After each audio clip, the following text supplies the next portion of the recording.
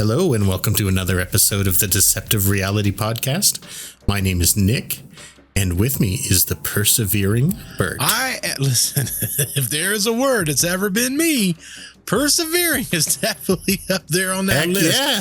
Gosh, You're persevering all over the place. I am. Sometimes I perspire all over the place too. It's another P me word. too. Power. Man, it's crazy. So before I forget about it, because listen, I've been known to forget about things here and there. Okay. All right, so are we all. This episode, we should be at the beginning of October somewhere. Oh. We've got our Halloween special coming up. And for those of you that did not go back and watch last year's, you're going to want to go back and watch last year's. What we did was we took people's stories and we recreated them and told them right here on the podcast. On this week's podcast, for me, I'm also telling people, hey, ship me the stories. I want to basically run these on my other channels. So hopefully we get a lot of entries. I'm looking super forward to it. I'm super excited for Halloween this year. It's a big deal. It's a huge deal for us. I love this so much. So, Halloween's my favorite holiday anyway. It is Nick's favorite. Mine's Christmas. Nick's is Halloween. It's fine. Yeah, and we do a big deal for each of them. We do. It's a big deal for both of them. We always have a special for both. And I think that's a blast. That's right. I like it a lot. Yeah. And as everyone probably does not know, because I've kind of been playing around with them because we did 2 each on 2 different days and I'm still flipping them back and forth. So this episode is mine because you guys are probably going to be confused based on what I got going on. But this week is my week and I've got a fun one. Nick and I, listen, we determined that we're going to do story-based podcasts. Right. As much as we can. As much as we can. And we've done it for a while now. This one is not story-based. I'm sorry.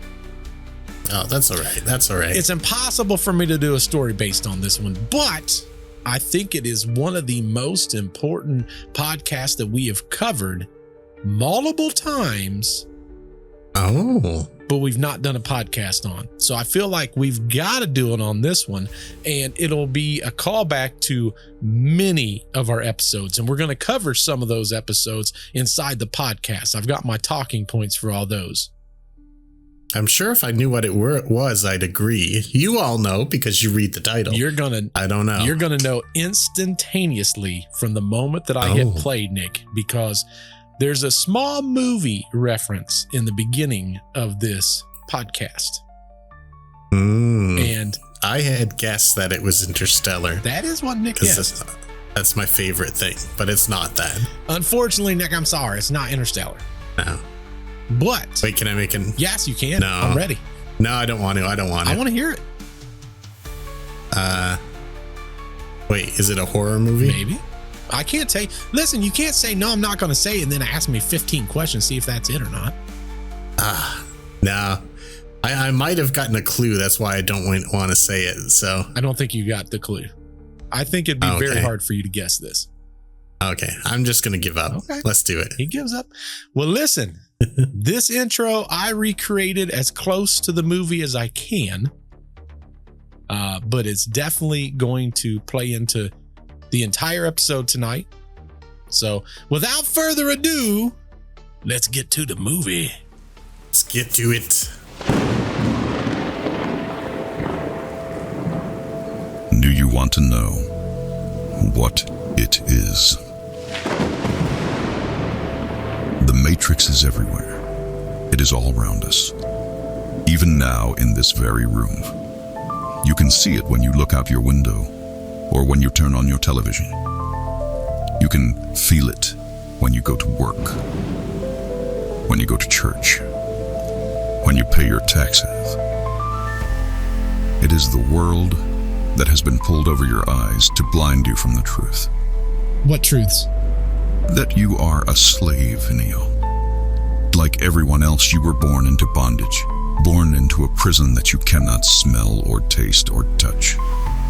A prison for your mind. Unfortunately, no one can be told what the Matrix is. You have to see it for yourself. This is your last chance. After this, there is no turning back. You take the blue pill. The story ends. You wake up in your bed and believe whatever you want to believe. You take the red pill. You stay in Wonderland. And I show you how deep the rabbit hole goes. All I'm offering is the truth, nothing more.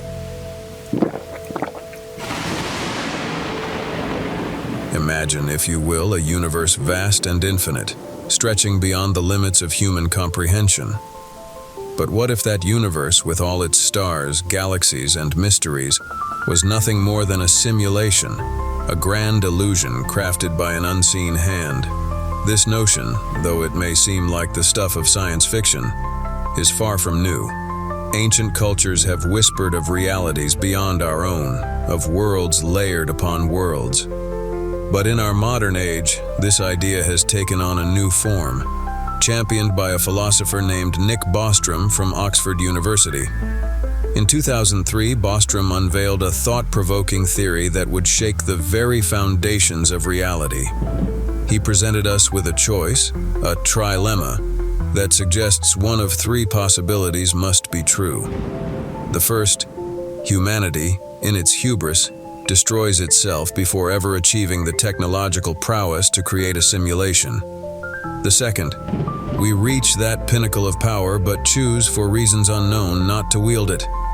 And the third, perhaps the most unsettling of all, that we are, at this very moment, living within a simulation, a construct crafted by forces beyond our understanding. Bostrom contends that each of these possibilities holds an equal weight of truth. Consider this. We already use computer models to simulate the world around us, from predicting the weather to creating entire worlds for entertainment. As our technology grows, so too does our ability to replicate reality. And when a civilization reaches the point where it can create a realistic simulation, what would be the first thing it would simulate? Why, its own past, of course. Bostrom calls this an ancestral simulation, a digital recreation of a civilization's early existence. But here's where the simulation deepens. A civilization capable of such a feat wouldn't stop at just one simulation. No, it would create countless others. And within those simulations, the simulated beings might develop the technology to create simulations of their own. Each one contained within the other, each one as real as the one before. As you ponder this, ask yourself, if our reality is just one in an endless chain of simulations, what does that make us? And if we are the creators or the created, how would we ever know? Oh, yeah. This has been a long time coming. It's been a long time coming. And it's difficult. Listen, this is going to be one of the harder ones, with the exception of the moon episode, that we are going to cover. But listen, I'm going to make it easy for everybody. I'm going to try to make it as easy for you as I can. But there's going to be a lot of visuals I'm going to add to try to make this make sense. But long and short of it, there is theories, and I've also speculated myself on this podcast numerous times, that I believe there's a good chance that we live inside of a simulation. Now, I want to ask right away, is that unsettling to you or is it good? No, because the simulation in my mind is reality. And we're going to cover that very deep topic towards the end of this thing. Is unfortunately we write these narrations. So some of our thoughts and processes also goes into the narrations. But I kind of, at the end of this, put my thought process on simulation kind of to bed at the very end. Right.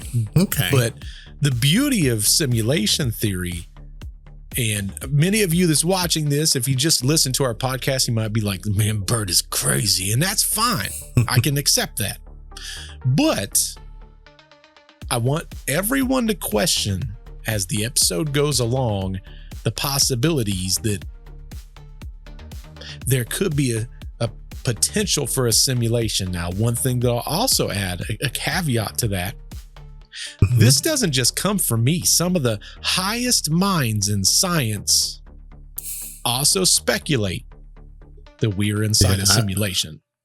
I was going to bring that up if you didn't. Some of our top, most respected minds that I know a lot of our listeners are really into. Correct. Think this is highly likely. Very highly likely. And there's a reason for that. Now, I added some science stuff in here, boys and girls, okay?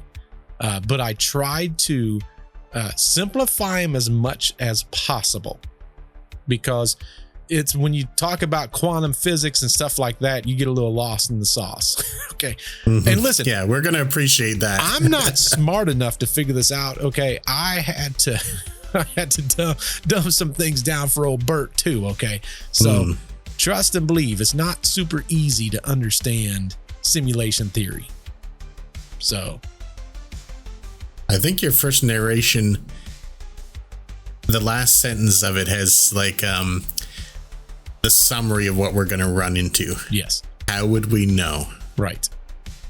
That's the troubling part. Correct. Now, I'm going to provide a lot of science in this thing that gives you theories. In fact, I have a voice segment at the very beginning of one of these where a scientist who was a very, how do I put this? He was very much against simulation theory, but he was extremely smart in 4 different sciences that he went to disprove simulation theory and ended up deciding that he then believed that we're more than likely inside of a simulation. Well, changing your mind is nothing it's nothing wrong with that. That's good science, I guess. Correct. I also add a lot of science from a lot of scientists because, listen, we got a lot of people in our comments from time to time that goes, they don't know what they're talking about. Okay, well, this is a scientist. You listen, I'm bringing it here. You go fight with the scientist on this one, okay? This is their words. You got to take it up with them. 100%. You got to take it up. Neil deGrasse Tyson, you're going to have to talk to him, okay? Yeah, he'll run circles around you, though. You know it. You ain't going to take on Neil deGrasse Tyson. You're not going to do that. You know you're not. Nick, where do you stand in the thought process of simulation? I think it is likely. I also think I'm hopeful about that. I hope we are. Oh, I didn't expect that. Okay. Yeah. I wouldn't mind being a simulation because that means I could be restarted at any time, and there could be more. If this was like a game that keeps playing over and over again, I keep thinking about Reboot, how there were characters in the game that thought that was the reality and they just kept getting booted up over and over again. I'm down with that. I love the fact that you brought up gaming because we're going to talk about this, and you have a background in gaming. So, yeah, I know a little bit about it. So there's a lot that you're going to be able to come into this podcast and explain thought processes and theories behind gaming too, because to a degree, they kind of play hand in hand. And the reason I say that is what it is that we do when we create games, in essence, is the theory of simulation. Oh, it's all about simulation. Yeah. Like we're always trying to make it more real, more engaging. Right. Keep people in the games longer. And that's what the simulation would be. Right. But there's a lot of stuff that I know that you've done in gaming that you and I have talked about. And as I was creating this, I'm like, I'm going to add this to the narration because I want Nick to be able to talk about this too. So we've got segments that's going to deal directly with this. Yeah. I have a feeling some of the stuff you're going to bring up about that, because I do have things to say about that. And sometimes the unpredictability of your own creations are interesting to talk about. Now, what a lot of people's going to question, well, in what episodes does this really fit into? And they fit into quite a few. In fact, probably one of the biggest episodes that we did, where we inadvertently kind of went into simulation theory, is the Mandela effect. Yeah, exactly. Because they do go hand in hand. What they say is inside the simulation, that we supposedly might live in, that there is the possibility that there's errors that can occur in the input output of that simulation that has caused what's known as Mandela effects for all of us. That's why sometimes we remember things that aren't necessarily true now. Well, one of the things in your opening narration we also covered in the Mandela effect, and that was that we caused the simulation to break and they had to restart us at an earlier point. Right. Or maybe even an automatic reboot or something like that. Right. So that could also cause the Mandela effect because we could remember our earlier damaged pieces of code, you know? Right. Now, one thing, I had to take it out of the narrations because it was taking too long. But one of the thought processes that I had, and I'm like, we'll just talk about it in the talking sections anyway. You know, when we talk about early human beings, right? I look at that almost as though if we live in a simulation, who's to say that the simulation that we had was not as advanced, so much like as rudimentary as what an Atari 2600 would be, right? You know, where you've got two lines and a ball or a dot going back and forth. You know, that was the top of the line gaming experience back then. Oh, yeah.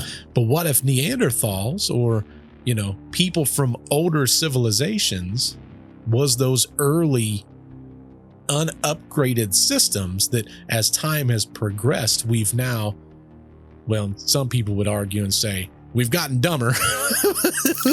But let's just say, you know, if we look at like Neanderthals, okay, that maybe it's a case where you know we've upgraded as time has went by also, much like a video game system would. I can see that. I'm more in the camp where they're an earlier like part of the same simulation. Like the simulation's been running all along, but it's like those ones where they start off with what's that old game, Spore? You remember that game? Yeah. Where you start off as like an amoeba, and as you progress, you grow into different things based on the choices you made. And the simulation's gone from like Neanderthal man to modern man. And this is one of millions of ways we could have turned out. But by process of running the simulation, this is where we ended up at. That's how I look at that. That's interesting. I never thought of it. But your theory could equally be true. Because how much easier would it be to run, you know, 508 people on a planet with no buildings or anything? Then you get newer technology and now you're dealing with trillions of people or billions of people. The way I almost look at that is like alpha, beta, patch notes. It's the same game in essence, but the developers has increased the capabilities within that game.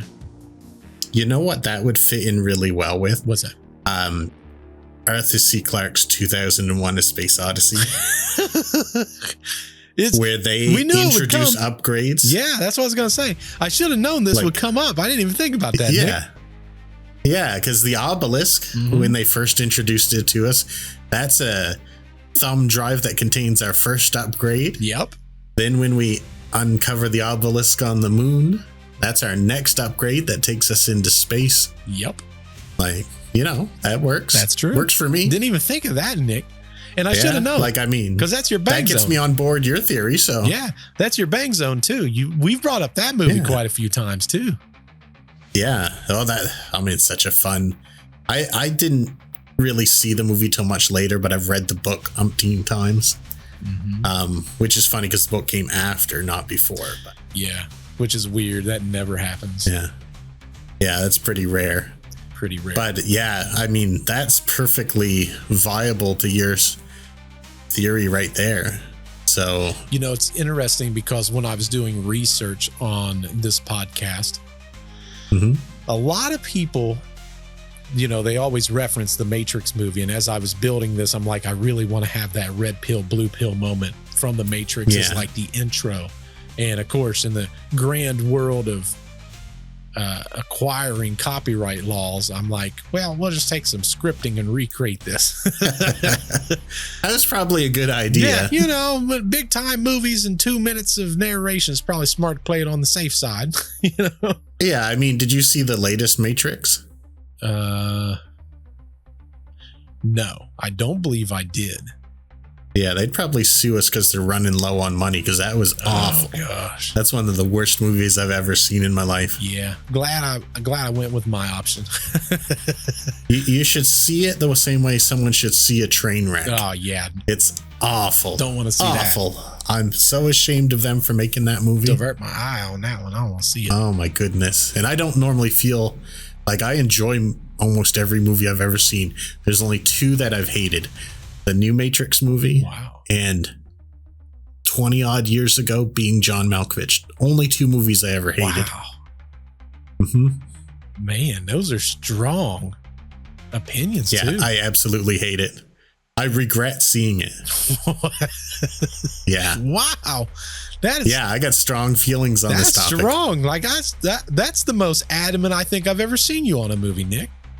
Every single actor and actress should be ashamed of being in that movie. And I'm glad Lawrence Fishburne wasn't in the movie, because he made the right decision. Wow. I mean, listen. Yeah. Hey. Awful. I did see, completely unrelated.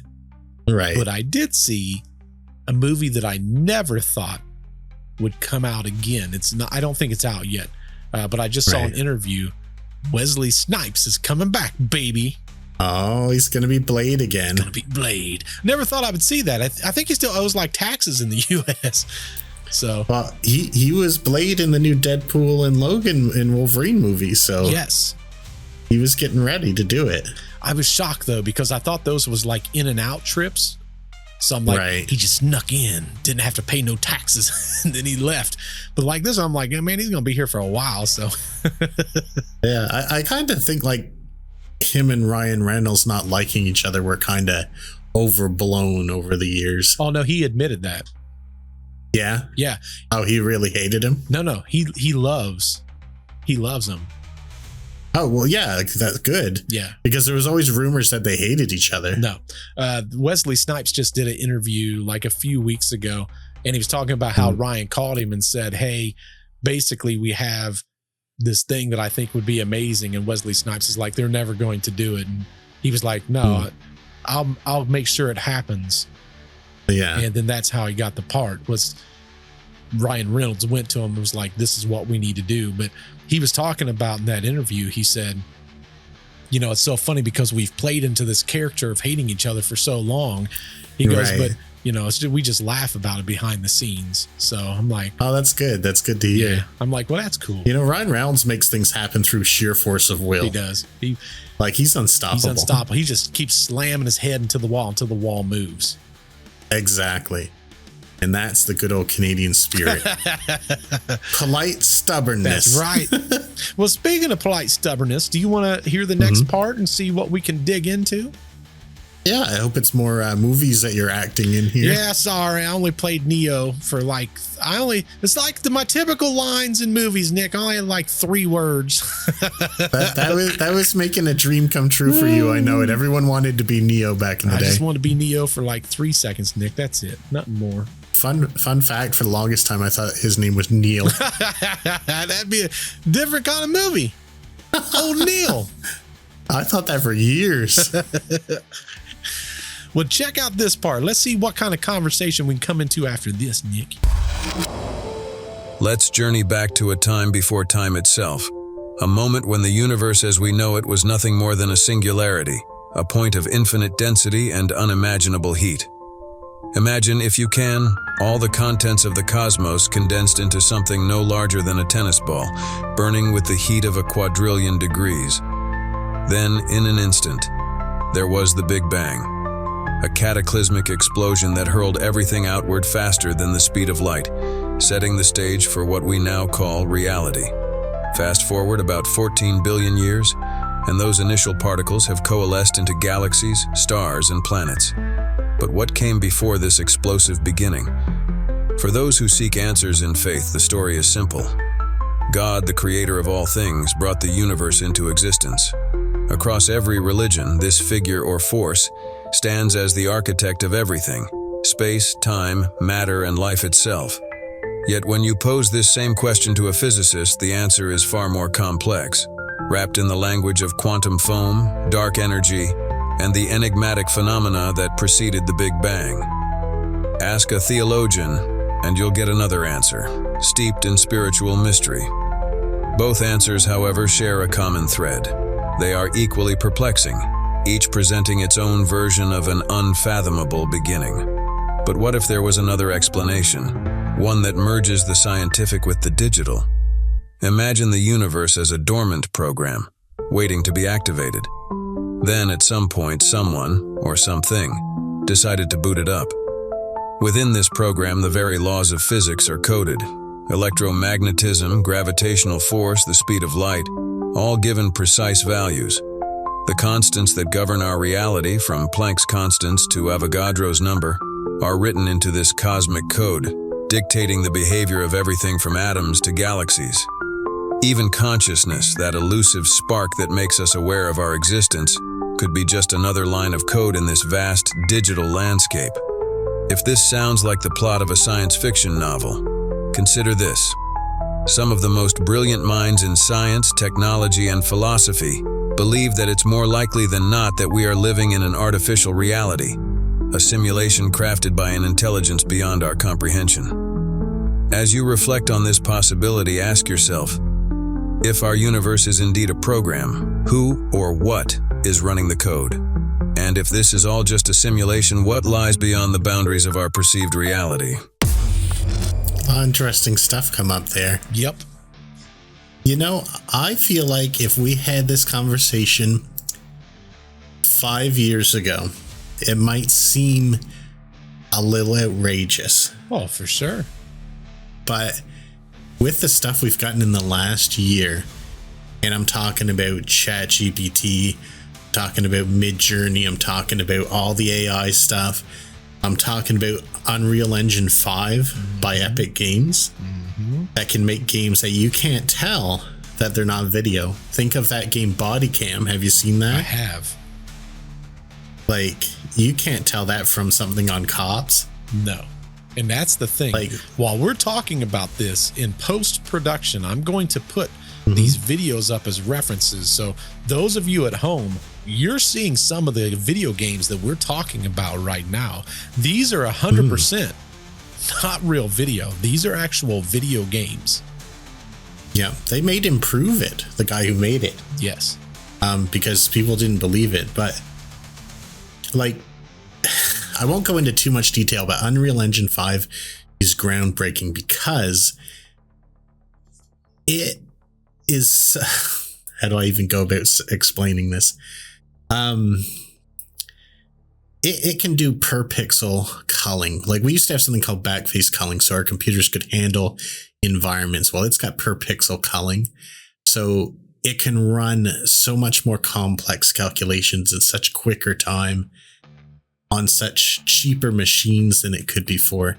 That if we combine that and ChatGPT and some other AI stuff, like the different voice AI and stuff like that, if you could trick someone into being in that game, I think you could pull off a simulation that they didn't know was a simulation.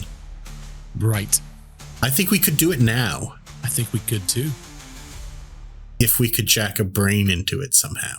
Well, I think we talked about it in the last podcast. I feel like we did. Or maybe we talked about it off the podcast. I'm worried we talked about it after or before. I feel like we might have. If you guys are hearing this for the second time, I apologize, but it does fit with this narration. Have you read up on what I told you about that, Nick? I have not had a chance yet, but definitely tell me again because it's fascinating. So what scientists have done recently, and by recently, I mean within the last few months, and this was all working behind the scenes. They was taking like different things from like what some people would consider the embryo or the stem cells. I think you said it was. Yes. Yeah. From what do they call that? The mother. It's not a waste product, but it's like the placenta. The placenta, yeah. So what they was doing was taking stem cells from that, and they was basically recreating brain cells or the equivalent of brain cells in petri dishes. And what their reasoning was is they want to reproduce different organs. They wanted to see if they could do it with brain cells. Right. And they had a very high replication rate of creating brain cells. So what they did was they wanted to then test these brain cells to see if they do in fact work like our brain cells. So right. There's a little bit of an ethical question here, and I'm going to pose that at the end. But what they determined was they basically hooked up these brain cells to the equivalent of, and we talked about it earlier, the Atari 2600 Pong. Yeah. And what their goal was to basically have these brain cells prevent the ball from going past the boundary. Now, you're probably like, how in the world they do this? This isn't Pinky in the Brain, okay?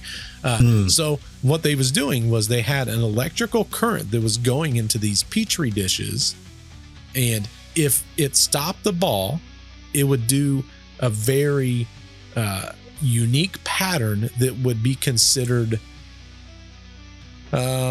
almost like a joyous response, or because what they find is nature loves when things are constant or familiar or similar, some would say.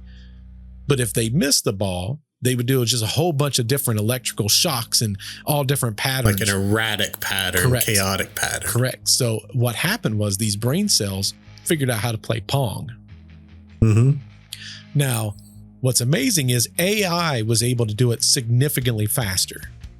But the fact that brain cells with no visual cortex, with no way of even technically seeing this, Pong was able to move this paddle to prevent a ball, only knowing basic information that was fed into them by electrical current, which is just fascinating. Right. Now, when we talked about this last time, the thing that I brought up that scared me is that if we created, even accidentally, a sentient, thinking, self-aware blob, or whatever we want to call it, it would be cruel to do that and not have a body for it. So I said, well, we better have robots already. But what just is blowing my mind right now is we would put it in a simulation like we're talking about. Correct. And it wouldn't know. And what's even worse is we'd have no choice but to never let it find out the truth. Because if it found the truth and exited our simulation or our matrix, it would want revenge upon us as if we were the machines in the matrix. Correct. Correct. Oh. What a deep conversation that is. This is blowing my mind right now. Now think about this. In addition to everything, because we didn't even talk about this the last time, but doing the creation of this podcast, I started thinking back to that conversation. Think about it from this perspective. We don't even truly know what consciousness is. No. Who's to say that these brain cells does not have an external consciousness? Right. That doesn't have a body that can... Because some people theorize that we are here on Earth, we're obviously inside of our body, but there's this connection, much like a matrix, where there's a signal going out somewhere. Right. Now, the religious folks will say, well, that's called a body and a spirit. To the scientific folks, those that subscribe to this, says that there could be some, I forget exactly what the terminology they use is, but it's basically a long sense of consciousness that might go somewhere else. Right. If we're creating brain cells that was never created the old-fashioned way, who's to say there's not a consciousness on the other side that's experiencing this? Right. But it has no way to express it But to it has us. no way of expressing it to us. There's also a horror movie, and I'm sure you know this horror movie. I've never actually seen this horror movie, but it's based on these monsters that have no vision, but extremely good sound. Oh, that's The Quiet Place. Yeah, I think that is it. So these people are trying to sneak around without these monsters knowing, because these monsters would kill them. Right. What if these brain cells, much like those monsters, learn to adapt the other things that they have going for them, and that's used against us to a certain degree? Right. Which is spooky. That could very well happen. Could very well happen. And we don't know those energy that we're feeding it, that could be tormenting it. Absolutely. Like, we don't know. It's like maybe the signal we give it when it deflects the ball isn't enjoyable for it. No. Maybe it's like nothing. But when it misses the ball, we like, I don't know, rip its fingernails off or something. Like some horrible torture that it just don't want to go through. Well, yeah, because again,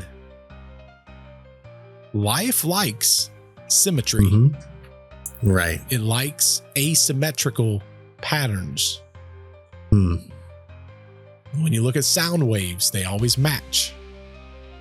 Yeah.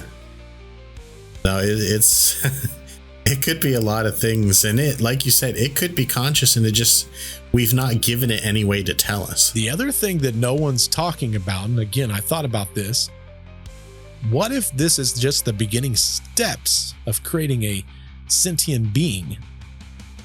Right. We create the brain, which, as everyone knows, that's your computer system in this body to make things happen. We create the rest of it. Will it have the same moral complex that we do as humans? Right. I mean, this could also be how we started, as a clump of cells. Could very well be. Like evolutionary biologists would say, yes, we did. Well, so, and we talked about this at the beginning of this podcast. In fact, when we talked about shoot, why can't I think of what they're called now? The humans before us, the Neanderthals. Yeah. Humans and Neanderthals were alive in the same time period. Now that's scientific data. There's proof of that. Now, what's amazing is when you look at our genetic code versus their genetic code, there's a significant difference. But here's the big part. Our DNA, every human's DNA has 2% Neanderthal DNA inside the structure. There's only one way for that to happen, and that's if there was intermingling between the two sapiens, is how we'll put it. Or is there another way? That's the only way. For it to be in the DNA, it has to be passed down. Well, let me ask you this, though. Is there another way that it could be passed down? A way that you've actually already mentioned? Yeah, there is that. There is that. I'm talking just 100% scientific, how scientists say it's there. Right. Oh, yeah. But what I'm putting forward is we have started that life with the stem cells of a human, meaning it would have our DNA. But if it evolved to be more, it would probably still have some of our DNA in it. Very well could. Well, here's the other fascinating thing. When you look at science and you look at Neanderthals and then Homo sapiens, which is where we came from, there's certain places where they go, that's weird, because we always find Neanderthals and we find Homo sapiens in the same exact spots, except for in these few places, and they could never really figure out why. Like there'd be no bones or anything of us that they could ever find. And what science has eventually come around to is more than likely what was happening. This is coming from the scientist side. I don't know, but they believe that though we was smarter, we was significantly less strong, less fast. They believe that they had the capability of seeing in the dark. We do not. Right. So what they believe is we were typically at war with Neanderthals, but more than likely the men was 8 women could have been used for other purposes, hence the DNA. That's true. One of the interesting things is that one of our advantages is we started working with dogs and stuff. Yes. Or wolves. Yes. And the only way we were able to do that is the Neanderthals had more animal eyes that were all a dark color. Yes. But we got the whites of our eyes so the wolves could tell where we were looking, so they could work with us. Right. Well, isn't that fascinating? Well, another fascinating thing, and I didn't know this, I actually just ran into this a few weeks ago. They believe that humans, Homo sapiens, started going underground so that it would cause like a almost like a spot that these Neanderthals would have to go through. Oh, okay. I think we did talk about this a little bit too. We kind of touched on a little bit. I didn't go too deep into this part of it, but they believe that during the Younger Dryas, that because Neanderthals was not going underground, that it hit them significantly harder. We were technically, though we obviously died in this just as much as anyone else, they now believe that those that went underground hiding from these Neanderthals may have survived because we had the means of such as like food. And the other thing I didn't know was Neanderthals, they were not like us. They only ate meat. They were 100% carnivores. Yeah. So that's why they said they typically would eat us. Right. So they were predators for us. So now we got the last laugh there. We did. Who's still alive, suckers? Unless they're the evil Sasquatches in the Nahanni Valley. They could be. It's very possible. Could be. It's very possible. You never know. Well, to get us back on path, do you want to go down? I'm excited for some of these segments because you're going to start popping off on some of these, Nick. Do you want to hear what comes next? Yeah, absolutely. I'm ready to pop off. Let's go. Let's go. Think about the vastness of the universe. A cosmos so immense it contains 200 billion trillion stars.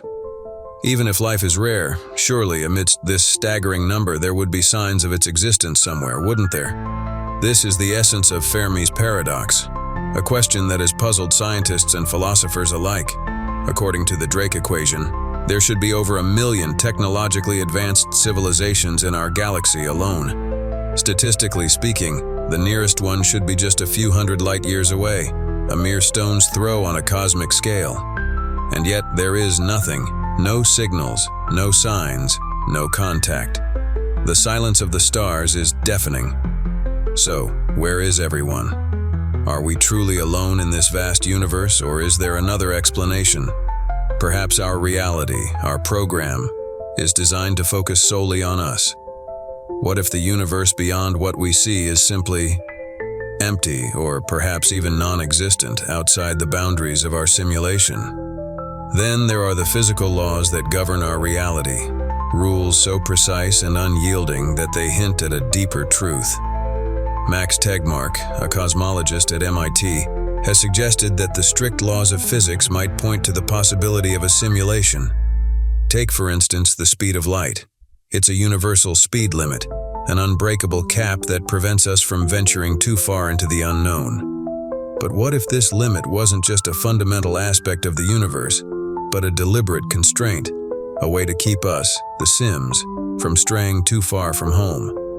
Theoretical physicist James Gates once dismissed simulation theory as outlandish, a flight of fancy unworthy of serious consideration. But then he began studying the behavior of quarks and electrons, the fundamental building blocks of our reality. What he found was astonishing. Error-correcting codes buried deep within the equations that describe string theory. Codes that bear a striking resemblance to the ones used in computer programming to detect and correct errors. So, what does this mean? As you dig deeper into the fabric of our reality, beneath the quarks and leptons past the equations and constants, you find computer code, a discovery that raises unsettling questions about the true nature of our existence. A lot of interesting stuff there. Well, the scientist that I spoke about, we're going to hear from later, is Dr. Gates. Okay. And he's going to go into how he came through with some of these discoveries Right. And it's pretty fascinating because he was a very staunch, I guess you could say, atheist from a standpoint of even believing in simulation. He was like, this doesn't exist. But he's so freaking smart that when he went to disprove it, he proved it. I think when people first hear about it, everyone offhand just goes like, right. It's not that. Correct. But then you come around to it as you stew on it. But a lot of the stuff that this segment talked about, we can relate to developing. Instead of saying video games, we'll say simulations from now on, because it's the same thing. It is, yeah.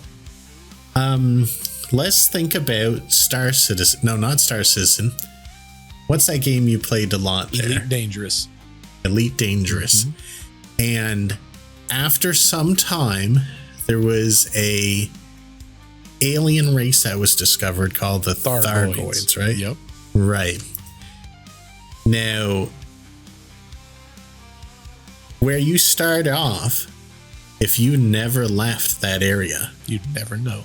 You would never find evidence of Thargoids. No. It doesn't matter if you stayed there 1 billion years, real time 1 trillion years, you'd never find it. As you go further out, new events and things are triggered and created. Right. In these games where you're traveling to, until someone gets close enough to see it, that stuff doesn't exist. It doesn't get rendered. It doesn't even get created. Right. Like in procedural games, like space games, what's out there doesn't even exist until we get close enough that it needs to exist. Right. Exactly. So there could be life everywhere, but it's not triggered yet because it's the simulation that we're not a part of yet. Exactly. And it talked about the speed of light being a limiter. That's a very good way to limit over usage of processing power. Because if you've got most of the things you're simulating here and one of them moves millions of miles away, that's exponential more processing power for the computer running the simulation. Correct. In which we're going to cover a lot of that too. That's coming up. Right. There's so much stuff that, you know, and the easiest way, and of course we do have a younger crowd that watches this podcast. And the one thing that I do mention, especially, I think the bulk are male, at least on YouTube. I can't speak for anywhere else, but on YouTube, the bulk is male, and they're typically younger male. Video games would probably be something they relate to quite often, or in your case, like what you're talking about, a simulation game. All games are a simulation of something. Correct. Yeah. Now, one that I thought of when I was building this was one that I was so excited to play when I was a kid. Yeah. I wanted to play it so bad. And when I got it, I played that game nonstop, and it was called The Sims. Oh, yeah. Still popular to this day. Still popular. They've got a lot of different DNCs, downloadable content for anyone that maybe the older crowd that doesn't know what a DNC is. But or DLC, really, or DLC, isn't it? I'm sorry, DLC. Yeah, no, that's right. Downloadable content, yeah, DLC. What's DNC? We don't do DNCs here. We don't do the other either. But you know, it's kind of amazing when you look at video games and The Sims, especially. When I was a kid, I couldn't wait to play SimCity. Yeah. And I played it and I played it and I played it. And kind of like what you're talking about, you could build a little small city. Right. You don't know anything past the boundary of the city that you build. You don't have problems. You don't have complications. You have a ton of money. But as you progress out, things become more complex. And typically certain things won't generate in the game, similar to the Elite Dangerous reference you used, until you hit a certain point. Yeah, it just will never happen. It'll just never happen. The Sims is a great example of that. You know, in the very beginning stages, the early game, you basically never really left your house. You were in your house. You know, I think the first game, I don't think you could leave your house. Oh, really? Yeah, I think it was you see your guy leave, and then it would show them coming back at the end of the day. You couldn't go anywhere. Oh, yeah, I think you're right. See, I didn't really play that game, but I know a lot of people who do. Yeah. Now, as the game progressed, then later you could leave your house, you could go around the block. Nowadays, you could probably go anywhere. You probably go down the street, grab something from the whatever. Another great example of this is probably Grand Theft Auto. You look at the early games of Grand Theft Auto versus now. Yeah, that's changed so much. Significantly different. But there's a lot of things that don't generate until you get further in the game. That's the key. I'm glad our simulation doesn't have modding like they do in GTA 5, though. Holy moly. Sometimes I wonder if they do. Some of these people and the way they get freaking money. Good night. Oh, that's true. They might just have like a duping ability. Man, but at least I'm not walking down the road and a cage appears around me and then I explode. So no doubt. Thank goodness for that. Yeah, right. Thank goodness this server doesn't have mods. But then I sit there and I think to myself, what if ghosts and aliens and cryptids and what if that's just like computer error code? Could be. Like how? You know what else it could be? What? When you're in a game like, I'll use Resident Evil for example. When it's not using a character, it doesn't destroy them. Oh yeah. It moves them off stage, and they're just T-posing somewhere. That's true. Yeah. Maybe when we pass away, we just get moved off stage and we exist somewhere else. It's very possible. Very possible. How creepy of a thought is that? And I think that's what makes this one so fun, because I'm a video game guy and you have developed video games. So you understand the backside of it and the front side. I only understand the front side, but I know enough. You know more of the front side than I know for sure, because I'm not a huge game player. Yeah. But that's the thing. Like, both sides. I know of the stuff on the backside. I could never replicate. I could never do what you do on the backside.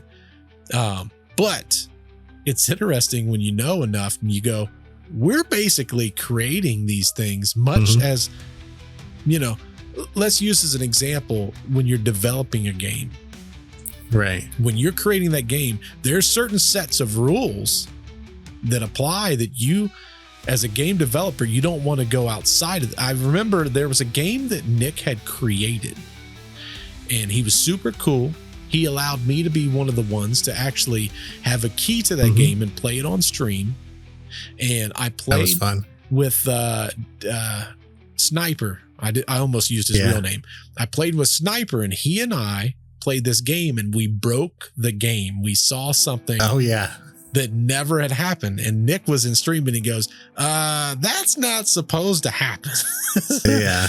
That just shows my lack of skill, but you can't predict everything. It was super funny. I was watching another video. This was a few weeks ago and it was a streamer and he was playing. What was it he was playing? I think it was WoW.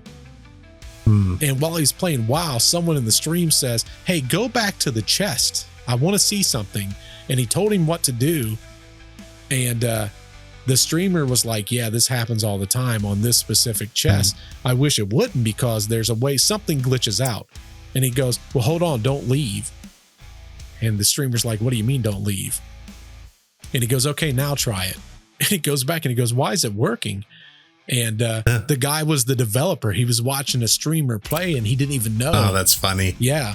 But it was apparently something called like an Insta patch where he didn't have to update the game. It was something generatively that if they fixed it on the server side, it just worked. Yeah, that could definitely happen. So I was like, think of how many games there's like patches, first day patches. That happens all the time. Right. But there's some people like me and Sniper that just break stuff. So There's all kinds of things that you can't predict. Like a company that makes games, they have, 50 to 200 people who just search for that. When you make one on your own, it's just you and whoever plays it for you. 100%.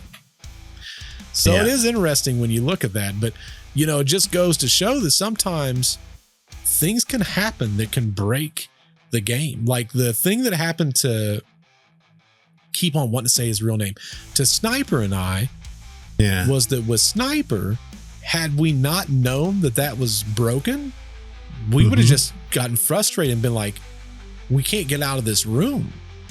Yeah. So it just goes to show that even in cases like that, the things that you experience in video games can also be experienced in real life. Sometimes I feel like that kind of thing happens. Yeah. Sometimes something really outrageous happens that you can't, and this is in real life I'm talking, something that really outrageous happens that you can't believe that it actually happened. Like some fluke, like you toss your hat and it bounces off the floor and lands on the hat rack or something. Yes. You know, like stuff like that happens. 100%. And maybe it's not meant to, but it does nonetheless. But it still happens. Yeah. And then we've got deja vu, which everyone gets. That could be some kind of flaw. It could be. Like it's certainly, if it's not a flaw in reality, it's certainly a flaw in our minds. I mean, it goes, which would be part of the simulation. Goes back to the Mandela effect. Right. You know? Right. There's something going on one way or another. Correct. I mean, how does so many people have the memory of X? There's two people that argues in one of our videos that there's a cornucopia or there's not a cornucopia with the Fruit of Loom. Right. And like, it got to the point to where I even had to step in and go, guys, it's not this serious. It's really right.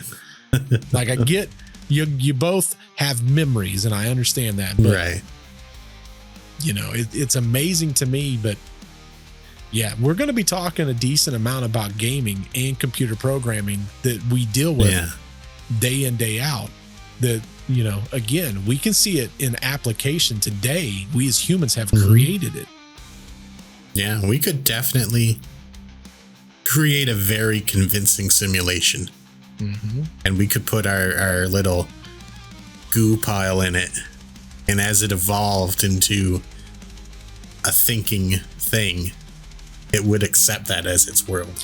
You know, I think, you know, something I've oftentimes thought of, and I don't understand why this is the case. I don't dream a whole lot. I dream correction. I probably dream a lot, but I don't remember a lot of what I dream. I don't ever remember in any dream ever using technology. No? I don't ever remember using a cell phone or playing a video game. I don't ever remember watching a television. I don't remember there being a radio in the background. Like, there might be music, but I don't. You know, I can't remember any of that either, but I might just not be remembering it. But yeah, but isn't it weird? Like, you would think if you had a dream that is strong enough for you to remember, why are we never using technology in our dreams? Right. Like, that doesn't make any sense. That's weird. I'm going to have to pay more attention. Well, and to that kind of thing. I thought this a while back, and I mentioned to someone else, I'm like, you know, I don't ever remember that. And then they sat there and they started thinking, and they're like, I don't ever remember that either in my dreams. And they remember a lot of their dreams. Like, you know, I'd be talking to them about whatever. They'd be like, man, I had this dream, blah, blah, blah, blah, blah, that was similar to that. And it had this and this and this. And I'm like, oh, that's crazy. And then I told him when we was talking about this, I'm like, do you ever remember like talking on a phone? Yeah. Because think about it. We have our cell phones in our hand 24/7 as humans now. Right. You'd think we'd take it into our dreams. Why would we not have it in our dreams? Yeah. That's interesting. I'd not thought about that, but now that I'm thinking back, I can't think of a single example. I can't either. That's weird. Playing video games. I don't ever remember watching TV in a dream. I don't ever. So let's say that this is a thing. Yeah. Let's just assume that it is a thing. What could that mean? I don't know. That's what's so weird to me. Like, is it possible that, coming back to this concept, that we have programming that we've just not gotten to upgrade on that side yet? Right. Or maybe that stuff doesn't truly exist in that parallel. We don't dream about it. Yeah. Like, why would we? It doesn't exist. Right. Because if here we have limitations as far as, you know, like here's a crazy thing. We have flesh and bones, but it's all atoms. Technically, if we looked at it atom by atom, we could take our hand and go through our tables because the table's also made of atoms. Right, right. But because of the density of those atoms, What if on the other Can't do side, that. we don't need any of that stuff because we just have it? Or what if it's like the Matrix and it's always just there for us? You know, I have something, and this knowledge came from Batman of all things. Like the Arkham City, Batman, the animated series. Yeah. Like, because Batman was caught in a dream one time, and how he figured out he was in a dream was because when he opened books, there was nothing inside of them. That's wild. Because the part that allows you to read or perhaps operate technology isn't in the part of your brain that controls your dreams. You know, I don't know that I've ever read a book in my dreams. Supposedly you can't. I don't think I don't ever remember a case where I have. Yeah.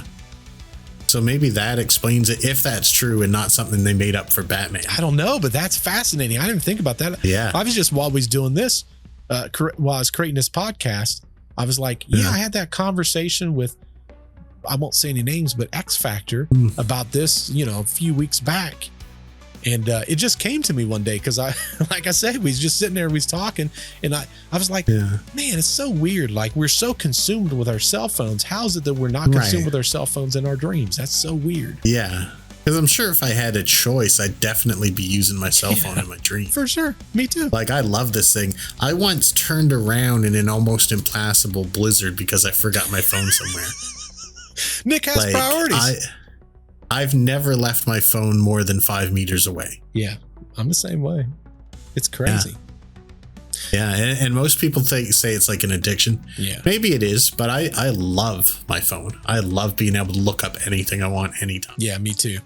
And we do it a lot here too. Like, how many times when we're on the podcast, we're like, let me look that up real quick. And then we click through that. I try to resist it, even though there's things you're saying that I really want more information on. But I'm like, I got to remember to do that afterwards or whatever. Well, that's the thing. Let's get back to this next segment, Nick. We're going to go a little bit deeper into some conversation I think you're going to be interested in. Are computer codes just like the type that you find in a browser when you go surf the web. And so I'm left with the puzzle of trying to figure out whether I live in the Matrix or not. Wait, you're blowing my mind at this moment. So are you saying your attempt to understand the fundamental operations of nature leads you to a set of equations that are indistinguishable from the equations that drive search engines and browsers on our computers? That is correct. So it's not even just is computer code, it's a special kind of computer code that was invented by a scientist named Claude Shannon in the 1940s. That's what we find very, very deeply inside the equations that occur in string theory and in general in systems that we could say are supersymmetric. Dr. Gates, once a skeptic of simulation theory, found himself confronted with an astonishing truth. Computer code, strings of ones and zeros, embedded in the equations that describe the universe. The discovery was so profound that it compelled him to reconsider his stance on the nature of our existence. But Dr. Gates isn't alone in his findings. In 2017, a group of scientists at the University of Washington demonstrated that computer code could be embedded into strands of DNA. This revelation blurs the lines between biology and technology, suggesting that the very essence of life might be programmed. Everything in nature, from the spiraling galaxies to the delicate petals of a flower, seems to adhere to mathematical principles. Take, for instance, the Fibonacci sequence, a series of numbers where each is the sum of the two preceding it. This sequence manifests itself in countless forms across the natural world. When you divide two consecutive Fibonacci numbers, you arrive at the golden ratio, approximately 1.618, a number that appears to be a universal constant, woven into the very structure of the cosmos. This golden ratio can be found everywhere. The number of petals on a flower often corresponds to a Fibonacci number. Lilies with 3 petals, buttercups with 5, and daisies with 34. The arrangement of these petals follows a precise pattern dictated by the golden ratio. Trees too grow branches in Fibonacci numbers, and even the ratio of female to male honeybees in a colony adheres to this mystical proportion. The human body is no exception. From the proportions of our limbs to the structure of our DNA, the golden ratio is ever present. your shoulder to your elbow, and your elbow to your fingertips, form a ratio that mirrors this ancient mathematical truth. Even the DNA molecule itself, measuring 34 angstroms long by 21 angstroms wide, reflects Fibonacci numbers. From the spiral of a seashell to the spiral arms of a galaxy, Fibonacci numbers and the golden ratio permeate every corner of the universe. Some may dismiss this as mere coincidence, a byproduct of our innate tendency to find patterns in chaos. Yet, isn't it curious that in trying to debunk the idea of a simulation, we might actually be reinforcing it? No matter where we look, whether it's at the vast scale of galaxies or the infinitesimal world of electrons, everything seems to follow a set of rules, a program, if you will. The universe, it seems, might be less of a random, chaotic expanse and more of a meticulously coded reality, one where every element is part of a grand design. You know, I once read a book, a very large book, on the golden ratio. And that drove me into some kind of thought spiral because there was so much. This chapter that we just listened to, everything follows this. And you know, when things don't follow it, it bothers us. Correct. Like, we don't like it. Like, people who are born with even mild defects that throw them out of the golden ratio, we can see it instantly and it bothers us. Or like if a tree grows the wrong way, we consider that a spooky tree because it hasn't followed the golden ratio. Correct. Now you're new to filmmaking. Yes. But you understand there's a golden rule to framing and cinematics and also photography. In fact, they have plates that you can put inside that give you what they consider the golden rule, and it's a spiral. And it's a spiral on all four corners, because if it's off, like there was a movie that Jess and I watched, goodness, this is probably a year and a half, 2 years ago. I don't cuss ever, but this movie pissed me off so bad because they broke so many of these rules that I could not watch it. Like it, for me, and you know, I love film and I've dabbled in film, and a lot of what we create, even when you look at our podcast, Nick and I are symmetrical. Our sizes when we record are significantly different, but I try to match as close as I can. Now there's problems with it somewhat, and it still kind of annoys me because I record in 4K, he records in 1080. Now dimensionally it's the same, but getting the ratios to be equal in appearance is significantly different. But I get it as close as possible, and I frame it based on the golden rule. Now, if you ever want evidence of what Bert's telling you right now, come Christmas time, watch any movie, any good movie, and put a Santa hat on the upper corner of your TV. And you have to take a shot every time it looks like someone's wearing that. You're going to die. Correct. Because that's where people end up, in the corner of these spirals and stuff. I used to think that good photography is centering the frame on everything. But it's not. It's not. No. I don't think you ever really want to do that unless you were taking like a straight up portrait of someone. There are rules to it. And sometimes, all right, I'm going to divulge background stuff that a lot of you are not going to care about. A lot of movies that will bring in horror films, they will purposely center things. And they do that typically. If you ever find a movie where they center the frame in a horror film, I would also say there's about an 85% chance they're playing a 19 hertz background track that you can't hear. And they do that on purpose. They do it, what do they call that? Uncanny Valley. They create an uncanny valley to where we watch this and we go, something's off, but it causes that tension. Well, it's like we talked about earlier, that humans can tell when something's not in that golden ratio, and it bothers us. Correct. So horror movies will frame things centered. And the theory behind that is they do it because they don't want you to see very far past the character. So, but for the most part, the only time you'll have anything's technically nothing's ever centered. So like a prime example, behind me is a mixer. You won't see the mixer because I'm going to frame myself in that corner, and Nick will be in that other corner. That being said, let's say I wanted to incorporate that mixer. My head would be in the top frame in the considered top one quarter. Mixer would be bottom right or the bottom opposite side corner. That's where, because I'd want to bring attention to myself and I'd want to bring attention to the mixer. So when you watch a movie, if you notice something in one of those corners, that's where they're trying to push your eyesight to, because that's where we find comfort. A good example of what you said about in horror movies, sometimes they center the frame.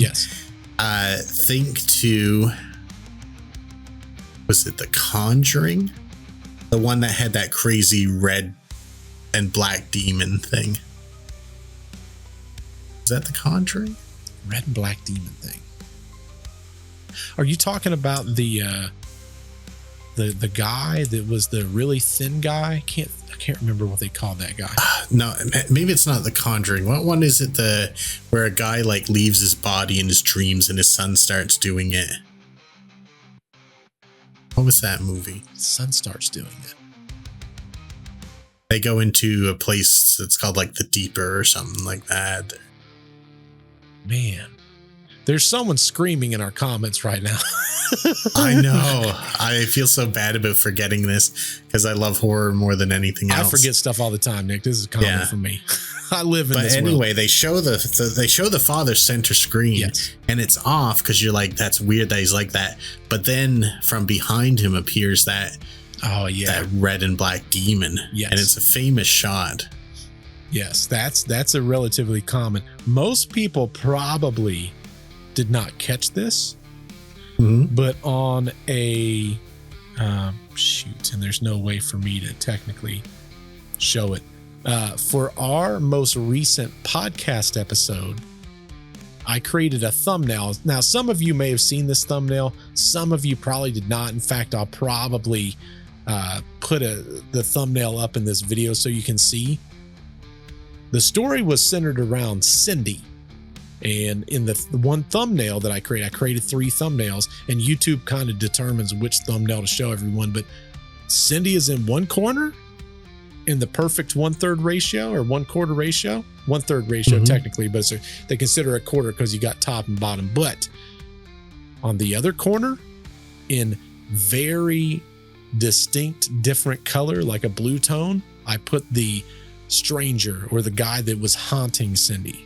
So both of them was in those ratios, but one was more predominant than the other one. So we use it all the time. Like, it's hard for me not to use things like that when I'm creating, anything.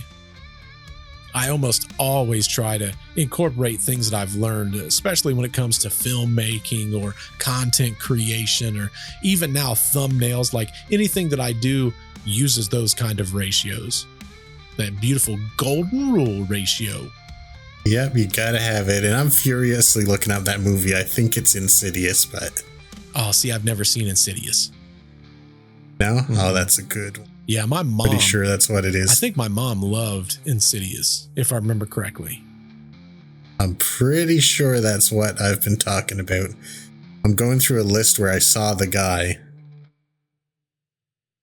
Yeah, it's right down at the bottom, I'm sure of it.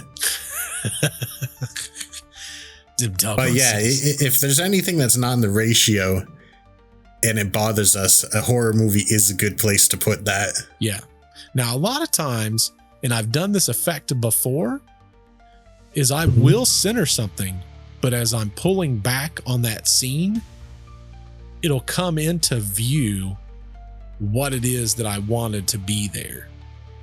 Yeah. So that the main character will stay there in the center, but I'm going to bring something into that 1/3 spectrum.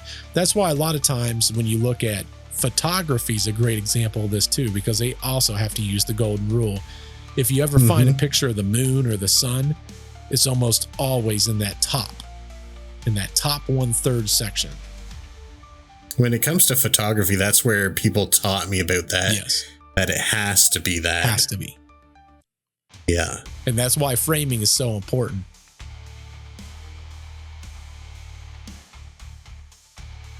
Darn it. I'm near. Yeah. Sorry, it was Insidious. There you go. That's what it was. Yeah. See, I've never seen it, so that's why I couldn't help you on that.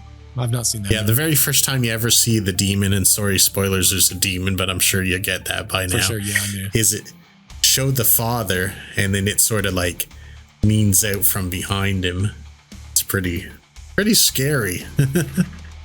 Yeah, that's a spooky idea, concept, and theory when you're looking at filmmaking. It's interesting. There's so many different things that we do in filmmaking, content creation, all of that. Even when I'm creating the pictures for our narration spots, wherever someone's looking, I always leave room. And if I zoom in or out or left or right, I always allow for that golden rule. Right. But yeah, there's so many different things with that. But yeah, in video and film, we use it all the time. In fact, there's, like I say, there's little plates that you can put in front of your camera and it'll show exactly where that golden rule is. Yeah. And computers understand it really well also, because you'll notice that when you generate AI images and stuff, they don't center frame everything. No, either. They don't. So it's all interesting. It's not hard for computers to do that and understand it real easy. So if there's a computer that's making this rule, it's real easy for the computers that we make to follow the rule. Correct. Speaking of computers, Nick, this next section is going to go into more of your expertise, is what I would say. Okay. I should have a lot to say about that then. That's what I kind of figure. I figure you're going to be talking about this quite a bit. Let's go to this next section. I want to get what you think on this. Now imagine, if you will, the future of gaming. Picture what these digital worlds might look like in the next 6 years, 60 years, or even 6,000 years. The advancement of technology seems boundless, but what about the notion of simulating an entire universe? How colossal of a computer would we need to achieve such a feat? Let's start with some staggering numbers. It's estimated that there are 10 to the power of 80 atoms in the observable universe. Just to give you a sense of scale, that's a 10 followed by 80 zeros. A number so immense it's almost beyond comprehension. If each particle required 128 bits to calculate its position and momentum, you'd be dealing with 10 to the power of 83 bits just for data storage. But that's only the beginning. We also need computing power to track what each of those particles is doing at any given moment. If we assume that each particle requires 2 floating point operations per second, or 2 flops, then we're talking about 2 times 10 to the 80th power flops. The numbers are so vast that they defy conventional language, and this immense computational power is just for the physical universe. What about human intelligence? The human brain, a marvel of biological engineering, can perform approximately 100 trillion calculations per second, or 100 teraflops. Multiply that by billions of people and the numbers become utterly astronomical. To power such a simulation, you would need access to energy on an unimaginable scale. Perhaps multiple Dyson spheres, those theoretical megastructures that capture 100% of a star's energy. Or perhaps the simulation would need to harness the immense power of black holes. This is precisely why renowned physicists like Dr. Michio Kaku are skeptical of simulation theory. Dr. Kaku argues that simulating an entire universe is not scientifically feasible. In his view, the only computer capable of simulating a universe is the universe itself. At first glance, this reasoning seems sound. But with all due respect to Dr. Kaku, that's not exactly how simulations work. Think about it. When you're playing a 3D video game, the entire game world isn't rendered all at once.